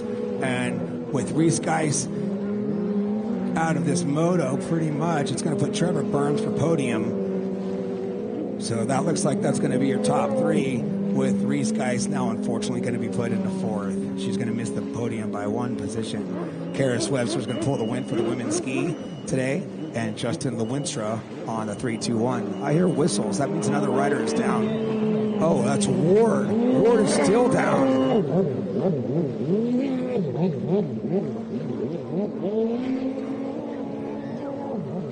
So now Ryland Webster is going to be lapping Ward. I think he might be having boat problems. Maybe that's what happened. Maybe that's why he came off the skis. If the ski shut down and it didn't want... Yeah, they're hooking Tyler Ward up. That sucks. You never want to get put on the hook. So now Ward with a 1 and a 4. That's going to put 5 points. Trevor with a 4 and a 2. That'll give him 6. Reese Geis with a 3 and a 4. So Tyler Ward with a 1 and a 4. That's 5. Jeff Burns with a 4, 2, 6. So Tyler Ward still will pull off the second place and will have the podium. But I don't know, a DNF, that might bump him out of podium. Yeah, it's last place plus 2. Yeah, so that's going to bump Tyler Ward to third place. So Trevor Burns is going to be coming home with the second place finish. Definitely putting him on the second place for the podium. Ryland Webster, still a green flag, 2 laps to go. I see the 2 card on the tower. Ryland Webster all by himself, just dominating this track this weekend. Looks like all that running every morning was Cooper Schexnayder, the number 28, who runs the Havasu series. He's been becoming somebody to be reckoned with also, because he's been battling in the top of this class in the Havasu series with Naughty Water. Come on, come on. Oh, no, no. No, wait. Oh, no, I don't know why the 292. He had podium. He had second place wrapped up. Oh, what a bummer. This is all shaking up. He had second place wrapped up. He's now going to have a DNF as well. That is going to be because he came off after. Oh, man, I do not know how to tell these points now. But the Three Skies, is she still out there? Yes, she is. Ryland Webster getting the white flag. But like I said, and I was talking to Mama Bear and his dad, whatever that kid's been doing as far as his jogging and his routine for working out and riding, it's paying off because he is killing it this weekend. Absolutely running good. Reese Geis chilling around the outside split. One more left to go for her. She was able to get her ski up and run in, and she didn't get towed in. She just came in on her own. She's still shaking her head. But check it out. Checkered flag comes out for, oh no, wait, that is Karis Webster. Ha! I thought that was Ryland. That is Karis Webster. One more lap to go. She's working the outside option. That's closer to shore. So we definitely have some stuff going on. And AJ...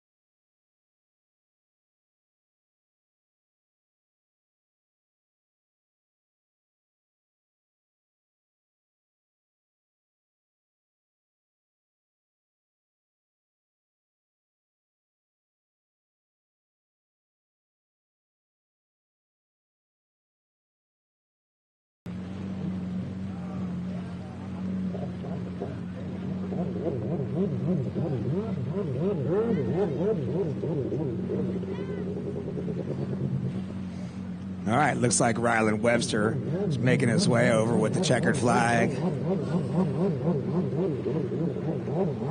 I'm going to start walking over so we can do our interview.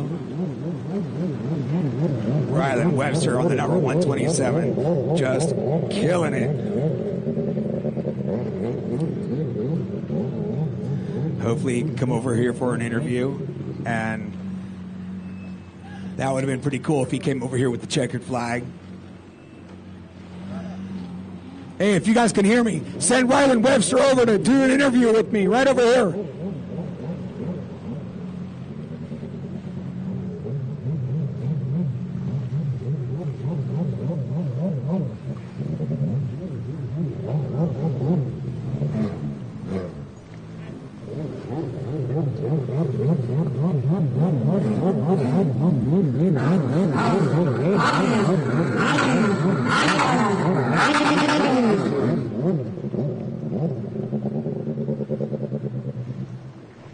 Oh, you should have had him bring the flag over with him. That would have been cool for the interview.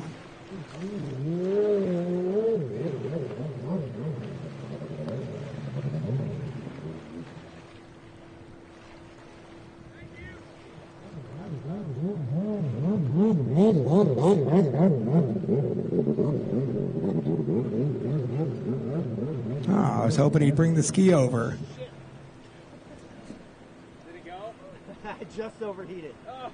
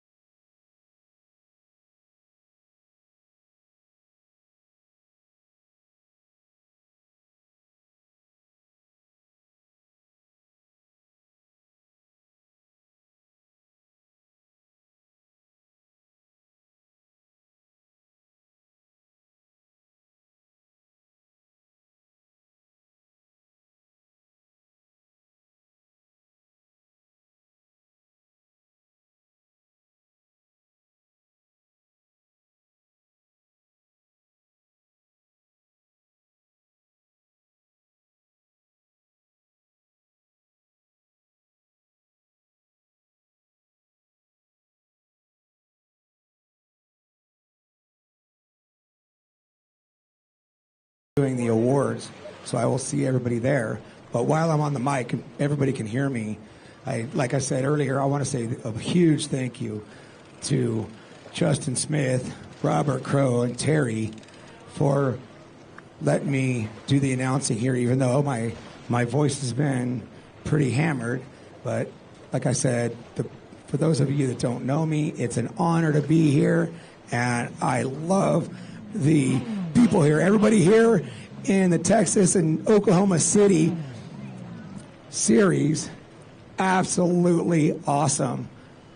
Great people, and super happy to be here. So my name is Jason Psycho Ward, and thank you for having me. And I will be back in 2 weeks for the Junior Stars. So looking forward to that, making the trip from Buffalo, New York to fly out to do this series again for the Junior Star Nationals. And while the mic is still up and running, I want to say thank you to the city for having live bands for 2 nights in a row, great vendors with great superfoods, and what a great camaraderie of people around here. I saw him coming over here on a four-wheeler. I don't know where he went. Oh, just go to Jason there, and hey, just walk out into the water so that SUV is in the background. You're right. Jason. Oh, there. All right, here we go, ladies and gentlemen. Let's come down in the water a little bit. Come on over here. So down here, ladies and gentlemen, I have Rylan Webster. Man, I was hoping you could have brought the flag with your ski for the interview. That would have been cool. I didn't know that's what they wanted me to do. No, that's why I came into the water to try to get you to come over. But so Rylan, talking to Mama Bear yesterday, her telling me about your training. Tell us a little bit about that, and tell us how, if that really did help you out and you're dominating this weekend. Yeah, no, that definitely helped a lot. Shout out Cooper Scheck-Snyder. Shout out Brian Radmead. Yeah, we've been going out at 4 a.m. and running a bunch. And yeah, it's super hot at Phoenix, so you have to get up early to go. And yeah, it's been a grind, been a lot of riding, been a lot of running. And yeah, no, huge shout out to Tyler Ward. He kept me on my toes all weekend. It sucks that I think his fuel pump went out on like halfway through the race. So I was looking forward to a battle. I saw him catch me a little, and then I pulled a little, and then he caught me a little, and I pulled a little, and I was like, I just cannot get away. So, well, yeah. Well, we all know that Tyler Ward, with his situation and what happened with him, he was definitely keeping you honest out there on the track. Have you done anything different to your boat to make it faster? Because you were pulling some gnarly hole shots. Last race in Havasu, I did a few setup changes. I changed a few little things, nothing motor. I just kind of struggled with a few little things last weekend. And yeah, we made just a few small changes, and it really helped for this weekend. And Jules and Tyler were on it. Yeah, Jules Hopkins, man, he was talking a lot of stuff about you last night. He wasn't going to let you get away with it today, but you definitely you smoked him that first moto today. Were you hoping he'd be here for the second moto? Yeah, that's my second brother. So yeah, I wished he was on the line too, but he's got a bunch of stuff down in Mississippi to do with him and his dad. They have a race shop that they run, and they have some important stuff coming in tomorrow morning. So they're driving through. They're hopefully trying to get there by like 5 a.m. So. Wow, that's a lot of driving right there. But yeah, last night I got to meet him and his dad for the first time. Great people.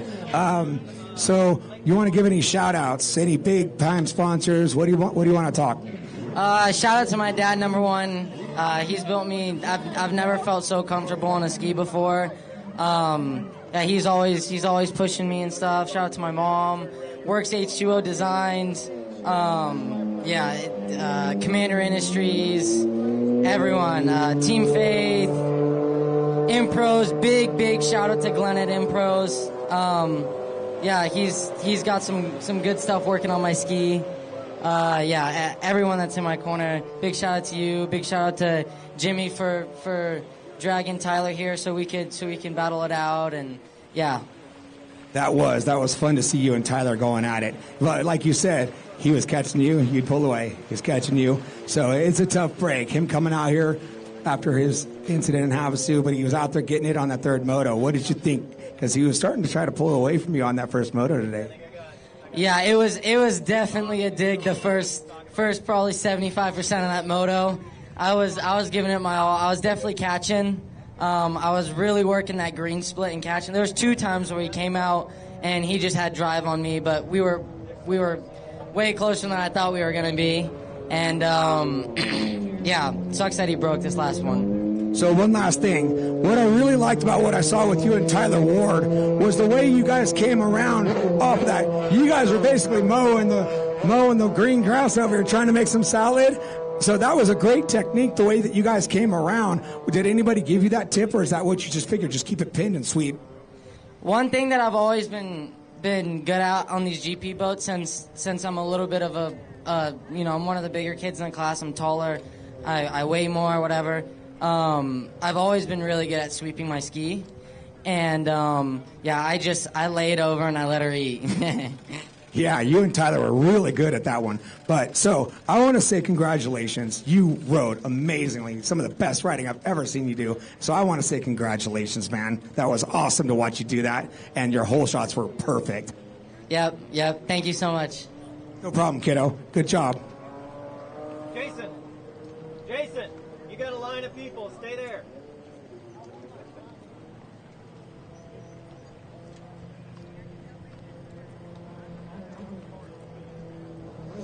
So which ski were you riding? The 10 Superjet Yamaha. And you were the one, I'm trying to remember your name. Oh, you were the one that won that Superjet, weren't you? How do you feel riding that ski now? It's amazing. I'm getting more comfortable on it every single race. You were battling out there, trying to make a pass, and unfortunately, what happened? I was top heavy into my turn, and I flipped. Well, you're not supposed to let that happen. So, how's your riding been going since you've had that ski for almost a year? When did you get the ski actually? Because it had to get shipped, right? I got last year in Lake Havasu. Did you actually get it in Havasu?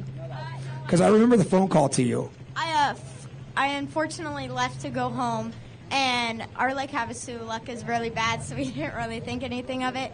And so we had Mike the Missile bring it to me. Super thankful for him for bringing that to me. Very nice. And it's great. Now that I get to come out here to the Texas-Oklahoma series, it's great to meet all of these people. And I was so happy I was doing the live stream when Brittany called you and did the announcement for it. So I'm very happy to meet you. And keep up the good work. You are riding in that class very, very well. Tell everybody your name again. Brecklin Smith. Brecklin Smith.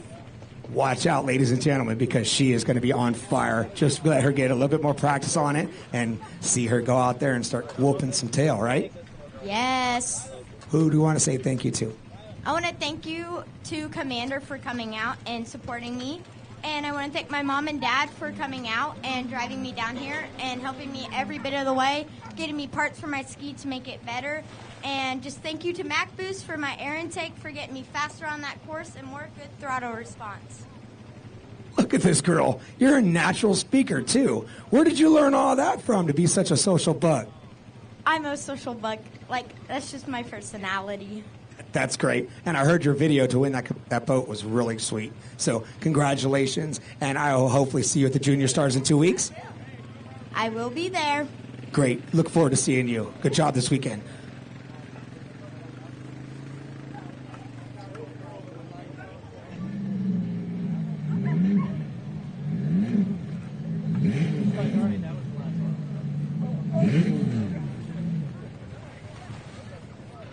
Okay, I believe this might be our last. No, we got one more interview too. So, tell us your name, sweetheart, and tell us what jet ski you race. My name's McKenna Berkland. That is McKenna Brooklyn. Berglund. Superjet today because let her use his. She went from a 2-stroke yesterday to a 4-stroke today, and now I think it's going to cost us some money. So.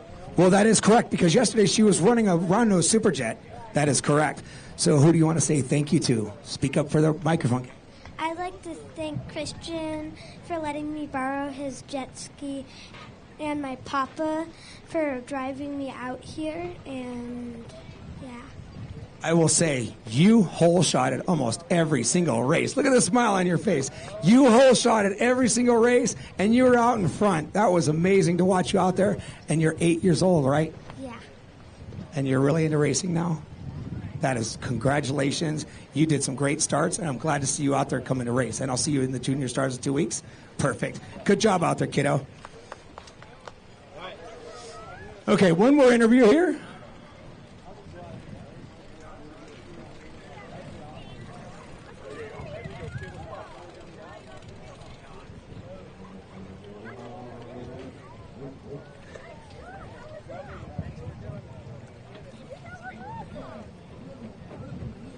Okay, tell us your name and what ski you're racing.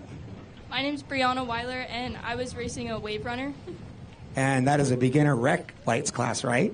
Junior Rec Lights. Junior rec lights. So how old are you exactly? 15. 15 out there racing on a rec ski, which is that was a Yamaha EX, correct? Mm-hmm. Yeah. And was this your first weekend racing ever, or tell me a little bit about your story? This was my 4th weekend racing, and my dad had raced before this in college, so he wanted me to try racing, so I did. And what did you do out there? You killed it, didn't you? Thank you. Now I got her shy. You did really, really good, and I'm proud of you for getting out there at your age, having the confidence to go out there and race with other skis. That is awesome, and you obviously got it from your daddy, right? Yeah, I did. And do you train a lot? We practice every weekend on Lake Austin. Perfect. Well, congratulations. You'll be at the Junior Stars? Oh, you won't? Come on. Be able to make it. Her brother has something going on, so she can't make it. Well, congratulations this weekend. Tell me, who's your biggest sponsor? My grandpa for buying me some of the parts for my jet ski, and my dad for also buying me. Perfect. Congratulations again. You killed it out there today. Last one, sign us off. Tell us about the next event. I was going to do one more interview, but I don't know where he went. Oh.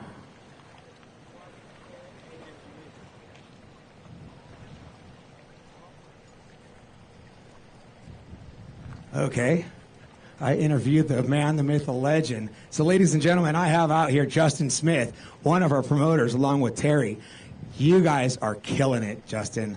I am so thankful to be a part of this program. And tell us a little bit about this venue and what's coming up. Jason, first of all, I want to tell you thank you. Thanks for a great job you've done. I want to give it up to our staff for the weekend. We've just pulled off another World Championship qualifier here in Altus, Oklahoma. This venue has been spectacular. The city of Altus has designed this lake for us to race jet skis. So we are going to continue to plan events here in the future. But coming right up, we have the Junior National Championship. That is the IJSBA Junior National Championship that's going to be coming up right here in 2 weeks in Altus, Oklahoma. This is the only IJSBA Junior National Championship in the world, and we look to welcome riders from all over the United States and internationally. So this venue will set the stage for our best youth talent that's either on the water and in the sport, and we hope to welcome all of those friends and families here as we join for another round. Following that, we have one more round that's going to be in Lake Lavon, Texas, and that's going to be our 4-day championship. That's going to be August 1st through August 4th. So we're going to leave beautiful Altus, Oklahoma, and head down to Lake Lavon, Texas. That's in Wiley, Texas. And we're going to finish out our USA Cup and the IGSBA South Championship, which is a double points race for our High Points Championship that's going on right now on pwcpoints.com. So look forward to more racing. Look forward to more great events right here in Altus, Oklahoma. And that's a little bit about what's going on right now with Naughty Water Racing. Well, can't miss that win, can you? So you have, in 2 weeks, did you talk about, I missed it, did you talk about the Junior Stars? That's coming up, okay. And then you have the Texas race coming up, and you also have your last event at Lake Havasu City. Absolutely. So just to clarify, we have 3 racing series going on right now. We have our Mid-America Series, we have our Lonestar Series, and we have our Kommander Lake Havasu Series. So yes, Jason, we will be back out to finish out our Kommander Lake Havasu Series at the Riviera Marina Resort. We're looking to be back over there in September 14th and 15th. Give everybody a big World Championship opener and a good qualifier to finish out the season, as well as a World Championship warm-up for World Finals. So we're looking to host all the racers there at the Riviera Marina. We'll be back there for our Kommander Lake Havasu Series and look to see you guys there with us. You guys are killing it, man. You, the Dudaks, and the bow hats, you guys are doing great with that. I want to give a big shout out to my friends, the bow hats, Great Lakes Watercross. They've also got a national championship that's coming up during our Junior National Championship. I want to support every amateur and pro racer, expert racer to go and attend their event up there in LaPorte, Indiana. That's going to be one heck of a national championship that's going to be going on up there. So support our other fellow promoters. They're going to have a national championship. That's going to be one you don't want to miss. That's also a double points race that's going on. That's how you're going to pick up more points towards this High Points Championship. This High Points Championship starting to get real heated. As I start to see the battles going on and all the promoters that are coming together, I want to also give a shout out to my friend Sean Dudek at East Coast Watercross and all the promoters that are on the IGSBA Promoters Council. That includes you, Ross Wallich, out there doing it for RPM Racing. We appreciate all of our promoters, and we are united in promoting this sport. So I want to say one last thing. Thank you to our camera guy, Charles Goonchard. Man, he is killing it with that big, huge camera and his setup that kind of got a little hot today. But, man, all of his video is just rocking it out there on the YouTube channel. Definitely. Got to give a great shout out to Charles Ginchard as well as Adrian Fisk. Our Naughty Water Racing live stream efforts have really been scaled this year, but it is really on the backbone of Charles Ginchard making all this happen. Not only Charles Ginchard Action Photography, but now Charles Ginchard Action live stream that's going to be going on and continuing on as we continue this series. So great job to Charles. Hats off to him. He's really bringing the life to all of this racing action, to all the people that are sitting at home watching what we got going on. Well, congratulations on yet another great venue. It's so awesome to be here with you guys. Thank you for having me. All right, ladies and gentlemen, I think that's going to be a wrap. No, I still have one more interview, but he left. Where'd he go? I think that's a wrap. All right, I will see you guys at the awards. Thank you very much, everybody. Charles in charge. Charles is going to be signing off on the live stream here in just a second. Good job, Charles in charge.